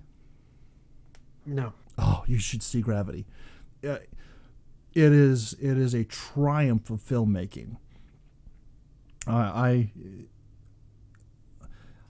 don't recall exactly, but I don't remember there being a visible cut in the film. Now, there's a lot of cuts in there, and you know that there are a lot of cuts in there. There's no way they shot the entire thing as a one shot. But it plays as though it is a continuous, unbroken shot from beginning to end. I think there might actually be one cut where like Sandra Bullock falls asleep or something in a spacesuit, and then like she wakes up. I think that might be, but like once things start happening from that point, like I don't think there's a cut in the film until the end. It's a great filmmaking gimmick, and I love it. But I mean, it's beautifully shot, and the graphics and the visuals behind it are just spot on. It's beautiful, and the story is legitimate, but there is this constant sense of dread of the inevitable kind of thing. It's not that there's no escape, but that every opportunity for escape is constantly cut off, and everything that we do, that we as the audience do through the main character to try and better the situation and try and get out and try to escape is cut off, and we're constantly put in a place where the betterment that we're pushing for pushes back against us, and we find ourselves in a worse place than we were 5 minutes ago.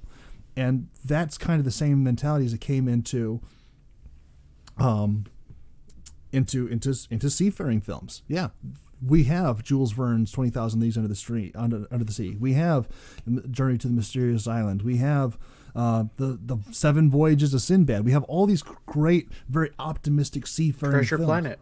Treasure Planet, like Treasure Island. I mean, yeah. We have all these great examples, and Treasure Planet really is a more seafaring adventure It's so good. Oh, it's so good. Another one of those movies that I'll sit down and watch it anytime. But you have there's a continual shift from optimism to fear. And I think we're coming into a place right now in the present world around us where life is about to shift art again, or has the potential to shift art again, provided we don't burn down. Yay, apocalypse movies coming. No, I'm saying that have you been paying attention at all to what Elon Musk is doing with SpaceX? Oh, very, very loosely. Yeah. But I don't understand most of what he's doing. But what I do understand is that it is the most significant step forward in terms of space exploration as we have even heard about in about 30 years. Or 30 or 40 years probably. And so it's like, with that being the case, we are at a place now where the human desire for betterment has a brief window to overcome the human desire for safety. And I'm not saying that what he's doing is unsafe. I'm not saying that the space program is unsafe. I'm saying that the human mind can create barriers and blockages and dangers which do not exist. And he is pushing forward a narrative which could say that the betterment for humanity, which exists beyond our atmosphere, has the potential to be better than the potential dangers that do lie out there. And we know about them, and we can prepare for them, and we can do all these things around them, but we still have to face them in order to move into something greater, something better, something more substantial and beneficial. And so, as this is coming upon us, as this is going on, I think we're going to start seeing a shift of the art imitating life, where we're going to see a more positive view of space starting to be reflected in our media. And I think we have an opening into this when you look at like the Orville. The Orville it's funny, it's loose, it's mildly utopian kind of thing. It's like Star Trek with a sense of humor. And Star Trek already had a sense of humor, but it kind of lost it. And I single out the Orville and not the more modern Star Trek shows, because the modern Star Trek shows are dingy, abysmal. The world is ending. They're like, oh, the great enemy is coming against us, and we have to fight him and kill the Romulans and kill us. And it's like, but that's not what Star Trek was supposed to be about. The Star Trek was all about this the trying to take humankind and using it as a unifying factor for all the species around it. The humans created the Federation of Planets and joined with Vulcan and ultimately with the Klingons and all these other all these different species to be like, hey, we don't have to fight each other. We can build something greater together than we can apart. But that's not really the case now in modern Star Trek, so I'm not going to rag on that too much. I haven't really watched too much of them, but I have watched enough to be like, yeah, y'all are just fighting each other, and it might make for momentarily entertaining television, but this is not the ideal that was put forth by Gene Roddenberry. Stop appropriating his movie or his intellectual property. You can tell this story. Okay, this is probably a very important story to be told. I'm not going to discount that in any way, shape, or form. I'm just saying that this is a story that probably should be told through a different medium than the one you're trying to use. Because the Star Trek that we have been introduced to, the hopeful vision of the future, the push forward into mankind's betterment, is one told through optimism, not through conflict. And yes, there is conflict in Star Trek. The Borg, the Species 8472, the Romulans, the Cardassians, all this kind of stuff. Those are absolutely... The Kardashians? No, but that's good too. Cardassians. I know nothing about Star Trek other than we come in peace. That's probably not. That never happens. Live long and prosper. That thing. That's the one. The Vulcan. Mm-hmm. I know a few things. Yeah, but there's this constant push forward to like, hey, we're not perfect, but we're trying to be better. So let's all try to work to be better together. That is the hopeful vision of the future that was cast by Gene Roddenberry, and modern Star Trek is just taking a steaming dump on it.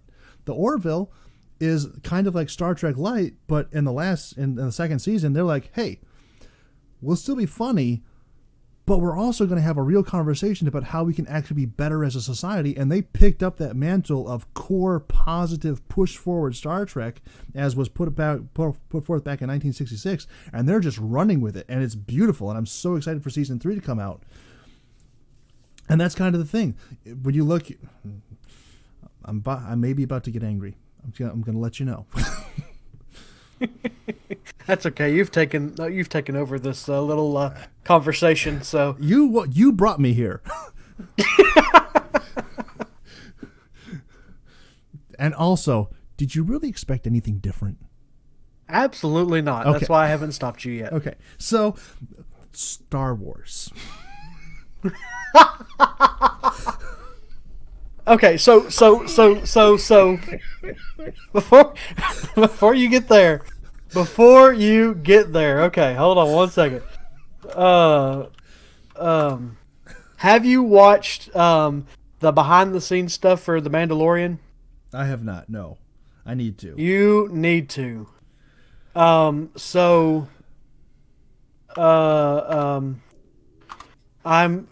terrible with names. You know this. Mm-hmm.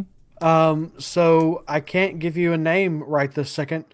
So give me a second and I will get you a name. And people are really excited about Dave Filoni. Yes. How do you feel about Dave Filoni? I love Dave Filoni. I think Dave Filoni it's kind of tough. Dave Filoni and Jon Favreau right now are doing Star Wars right. And they're the only... Yes. And they just need to hand him the reins of Star Wars and let him run. Don't ask questions. Don't make suggestions. Don't worry about studio cuts. Just say, Dave Filoni, we trust you until we don't. But I'm not seeing a place where I'm not going to trust Dave Filoni, because everything he's touched has been gold. And he's been and everything that he's touched for the last 15 years has been gold. Mm-hmm. I mean, okay, you can continue on with your little rant. Well, let's see. I just want to interject that in there before we continued. I'm gonna be. This is weird. Okay, just a brief aside. In the last season of Rebels, have you seen not Rebels? In the last season of the Clone Wars. Have you seen that? Yeah. Okay.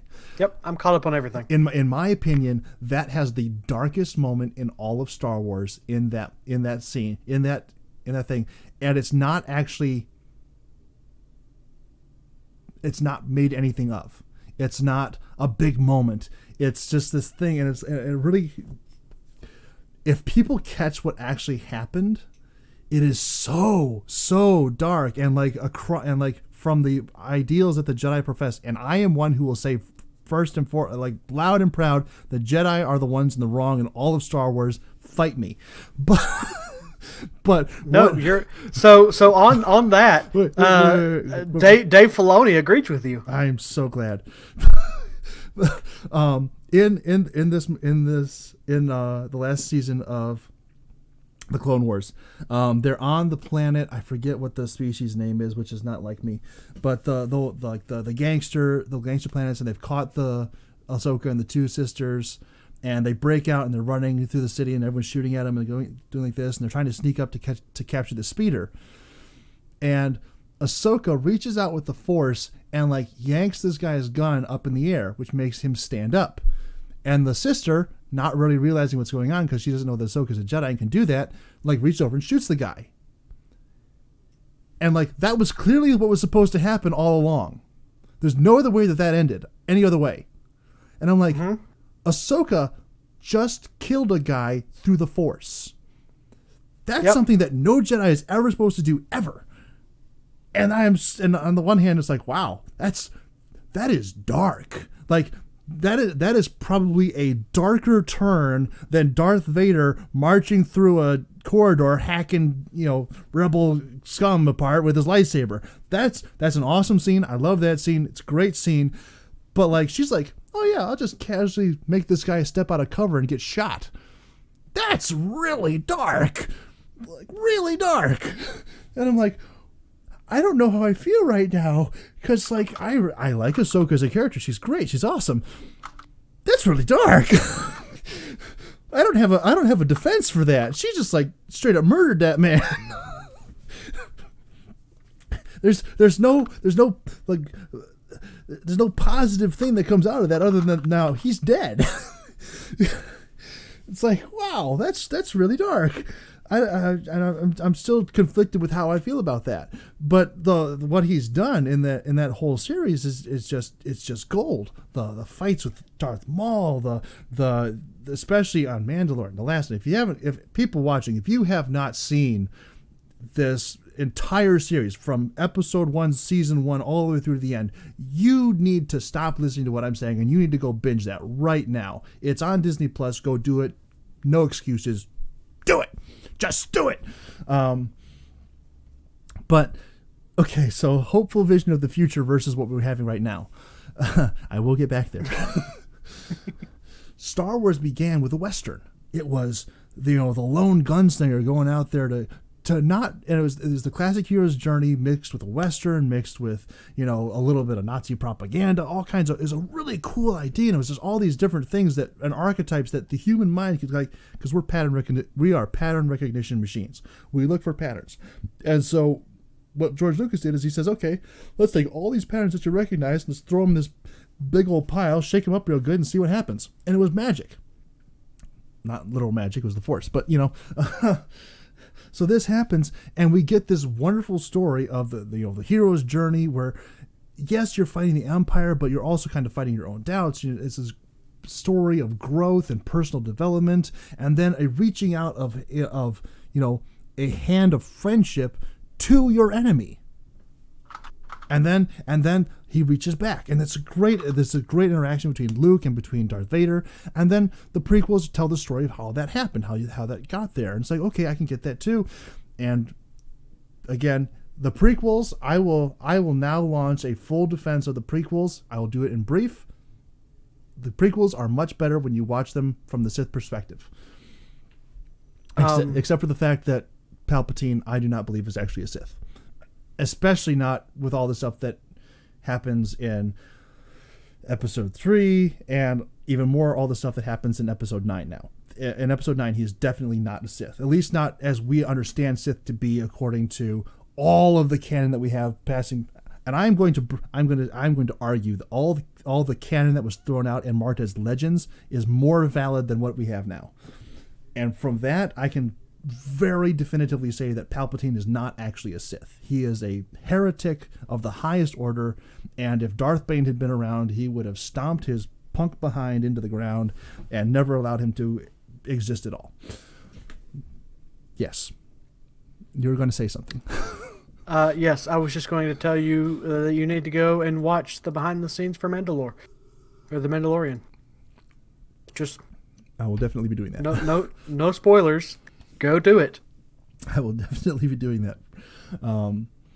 But what we have now in the sequel trilogy, we don't have any of that hopefulness.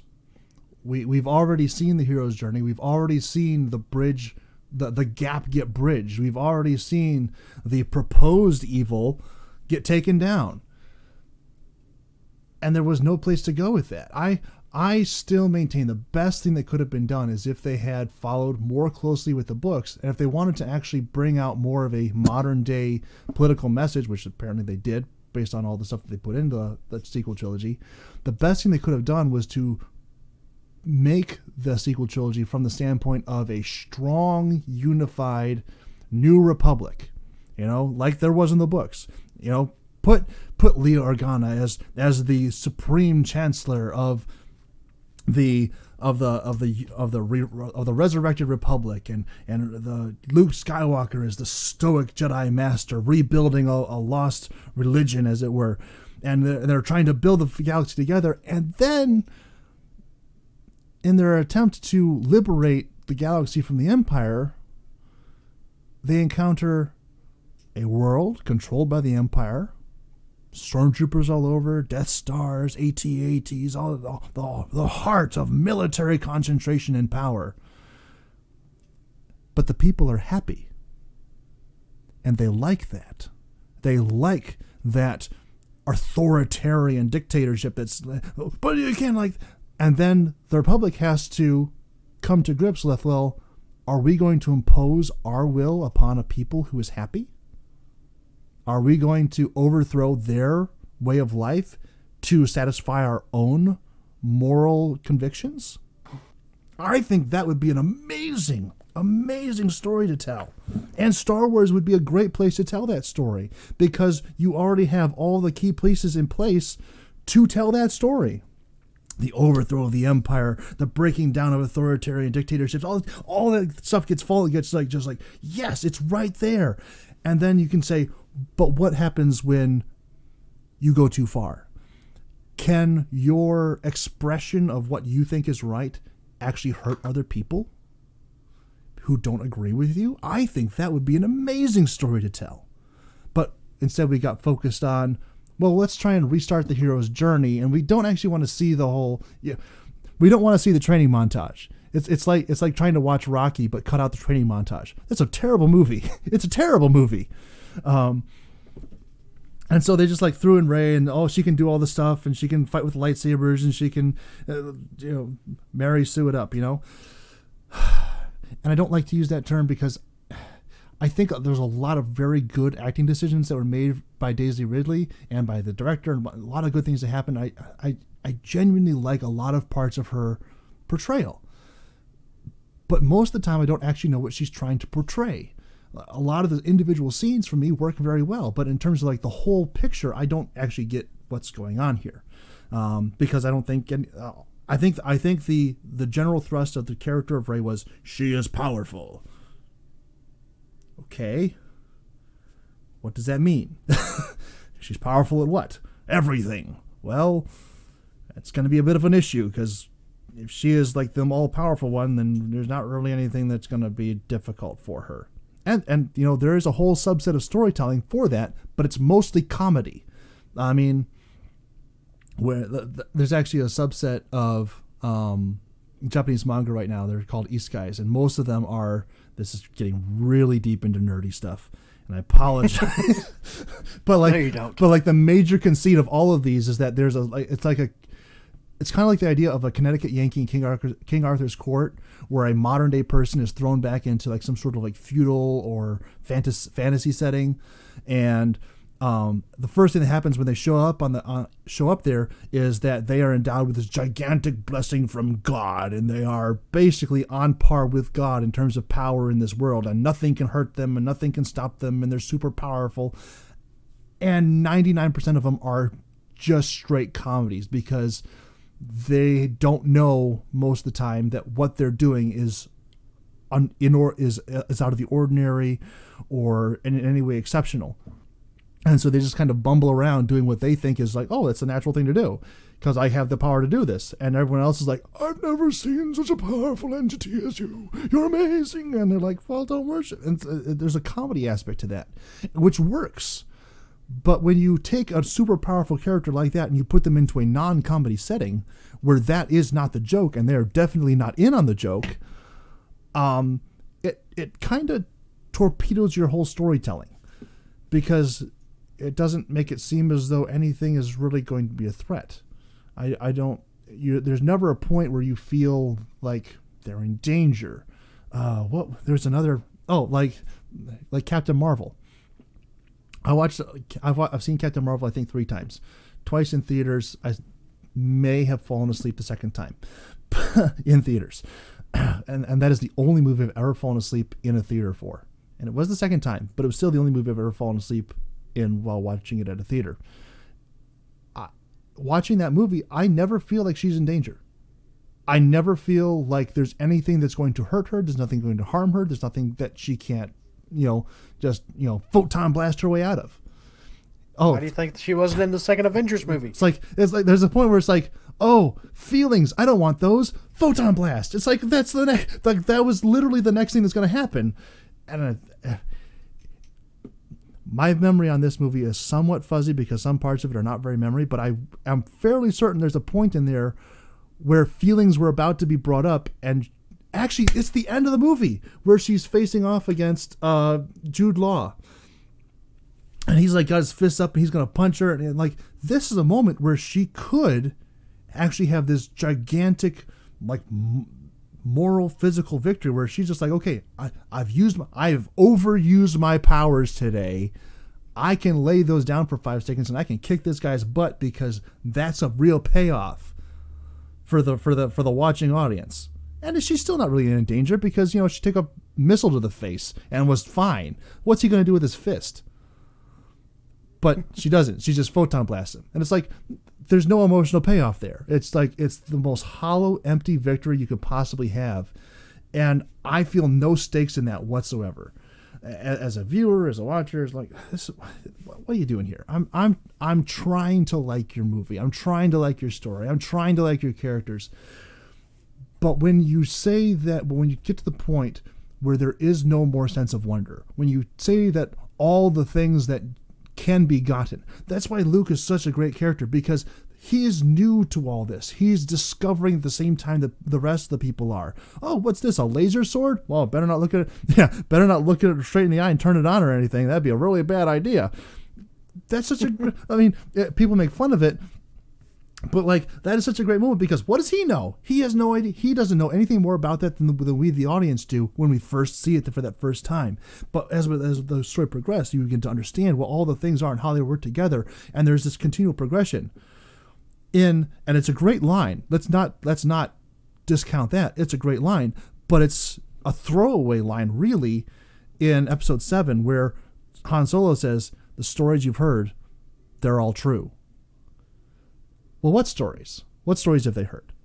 Well, we know those stories, and supposedly they know those stories, but by just saying that all the stories that you've heard are true, you throw away the need for that progression, for that need to fill in how this actually works. You don't get the you know, Luke standing in with the blast shield down, getting zapped 4 times with the little remote.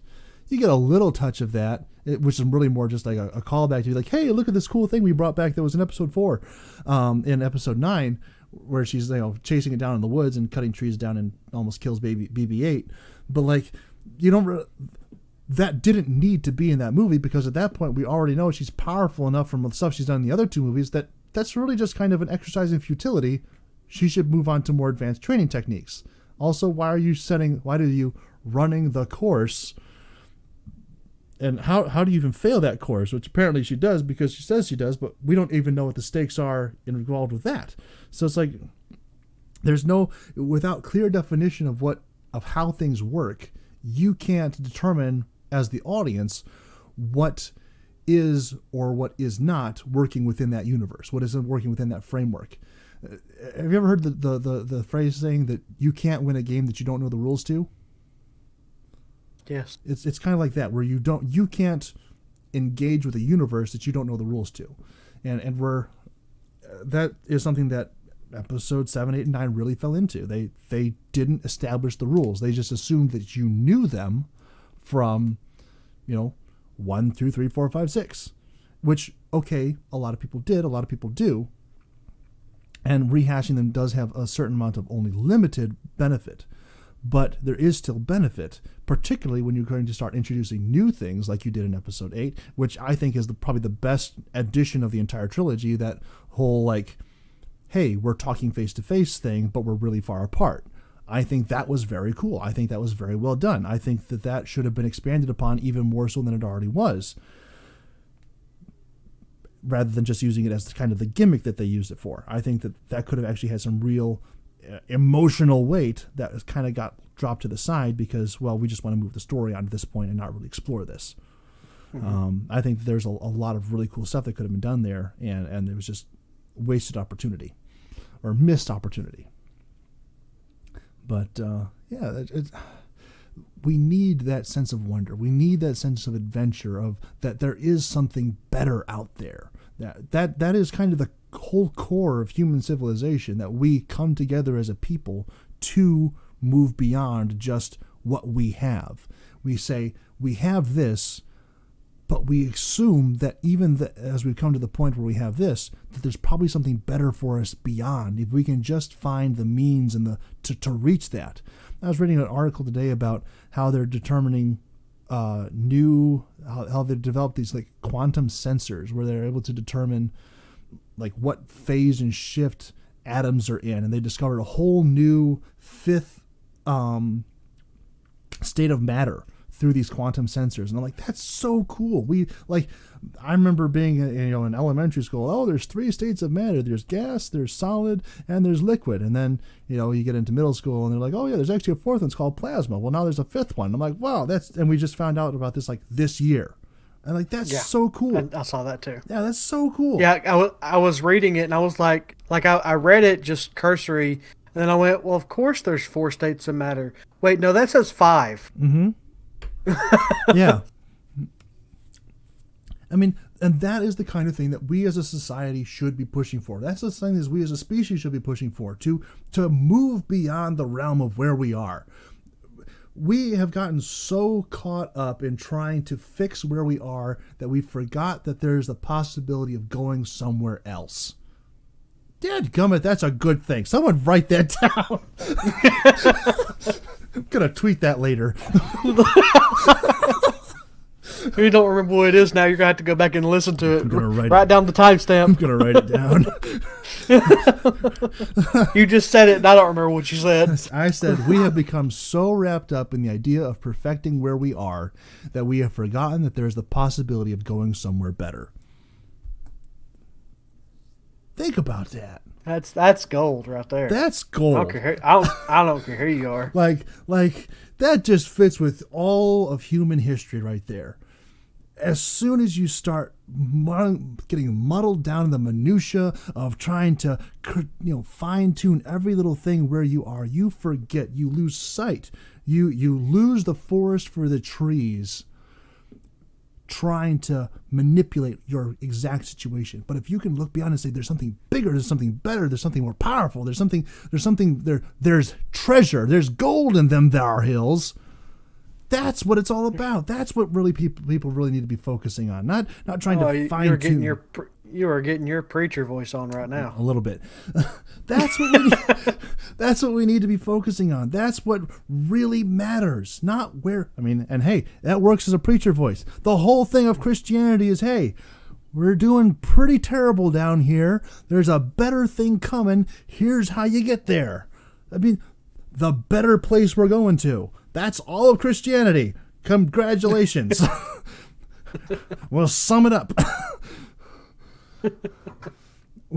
We have lost sight of this. And I'm so excited. Like I said, I'm very excited with what I'm seeing out of SpaceX, that they are starting to get back into that trend of saying, hey, where we've come from is great. And where we are right now, it's okay. But let's not lose sight of the fact that we have come this far and we can go farther. I think that is absolutely the mentality that we need to be having. That's the mentality that we need to be focusing on. Not to be dismissive of problems that we have, but a lot of those problems disappear when you take your focus off of them. If you take your focus off the problems and you say, okay, let's just look at the solutions of the future, that is where the real benefit comes from. That's where that's where the treasure is. The treasure is not Jim Hawkins, sitting in his house waiting for the police to come by and arrest him again for going where he shouldn't have been. The real treasure comes from getting on the boat and saying, okay, I'm signing up for this ship and we're going to go find the treasure in the cosmos. That's the real treasure. I love that you used that version of it. Thank you. That's where it really is. It's that risk-taking mentality to say, no, we don't know what we're doing. But we do know that if we keep following it, there's a high probability that we are going to end up somewhere better than we are right now. And I find that so encouraging. That's what really stirs the human spirit. Not about micromanaging every little thing around us, but really pushing forward to a better tomorrow. Isn't that what Walt Disney said?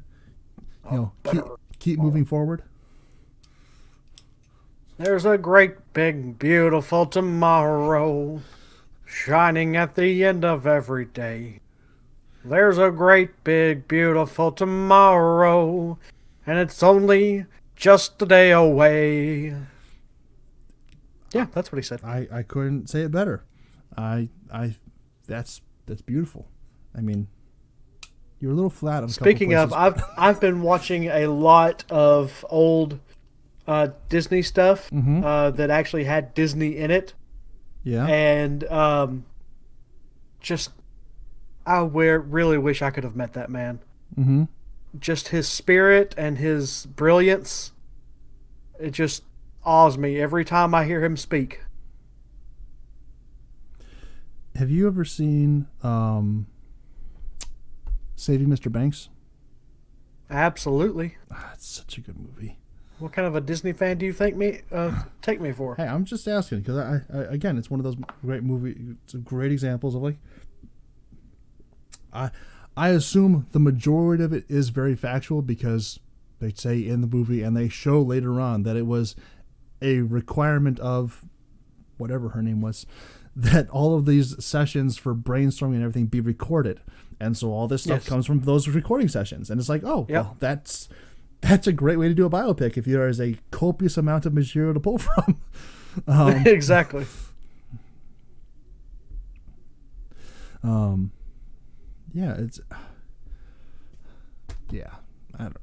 don't know, man. It's just, yeah, you're done. You're just, yeah, okay, yeah, yeah. Like I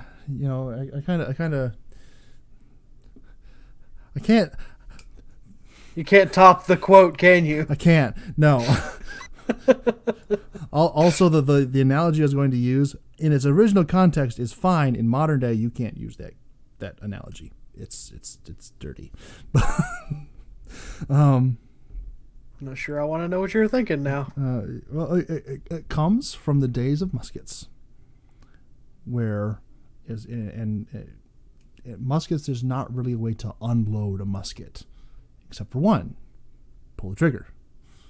And so they would call that blowing your load. I feel like I've already blown my load tonight, but nowadays that has a very different connotation. So, in the days of musketry, I'm a child. I'm assuming the majority of the listening audience who, by some great stretch of poor decision making, has made it to this point, are also very much like children.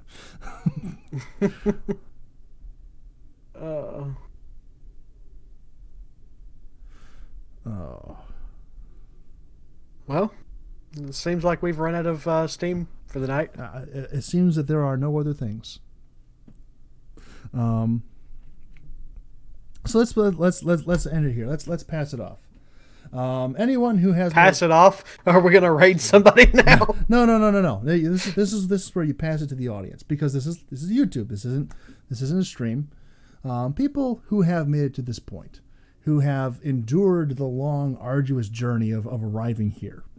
Yes. Why are you here? That's question number one. What has gone wrong in your life to bring you to this sad place? Why are any of it? But that leads us to the other question. What is it that you're striving for? What is it that you're pushing for? Define, if you can, in the comments down below, the better days that you have ahead. What would make your life seem better? Well, how would you push forward into a future perfection that is, or not even future perfection, because I don't think perfection is actually possible, but what would push you into a future betterment? Rather than trying to perfect the little slice that you have right now, imagine yourself in a better place, not one that has to be, hampered out and all the fine ledges worked out, but just like in the broad sense, what is better for you in the future than you have right now? Think about it in that sense. I think that would be a very productive thing that we could put into this. I'm not trying to turn this into some sort of preaching session or anything like that. The last time we recorded or tried to record, Masters can absolutely confirm we did not get anywhere near this deep or effective or beneficial. We were talking about a whole bunch of very unimportant things, but that's a whole other story. The main point here is he's laughing because he knows it's true. I'm sorry. I just got to thinking about idiocy. Idiot, yeah. Idiot. That will be for another topic for another time.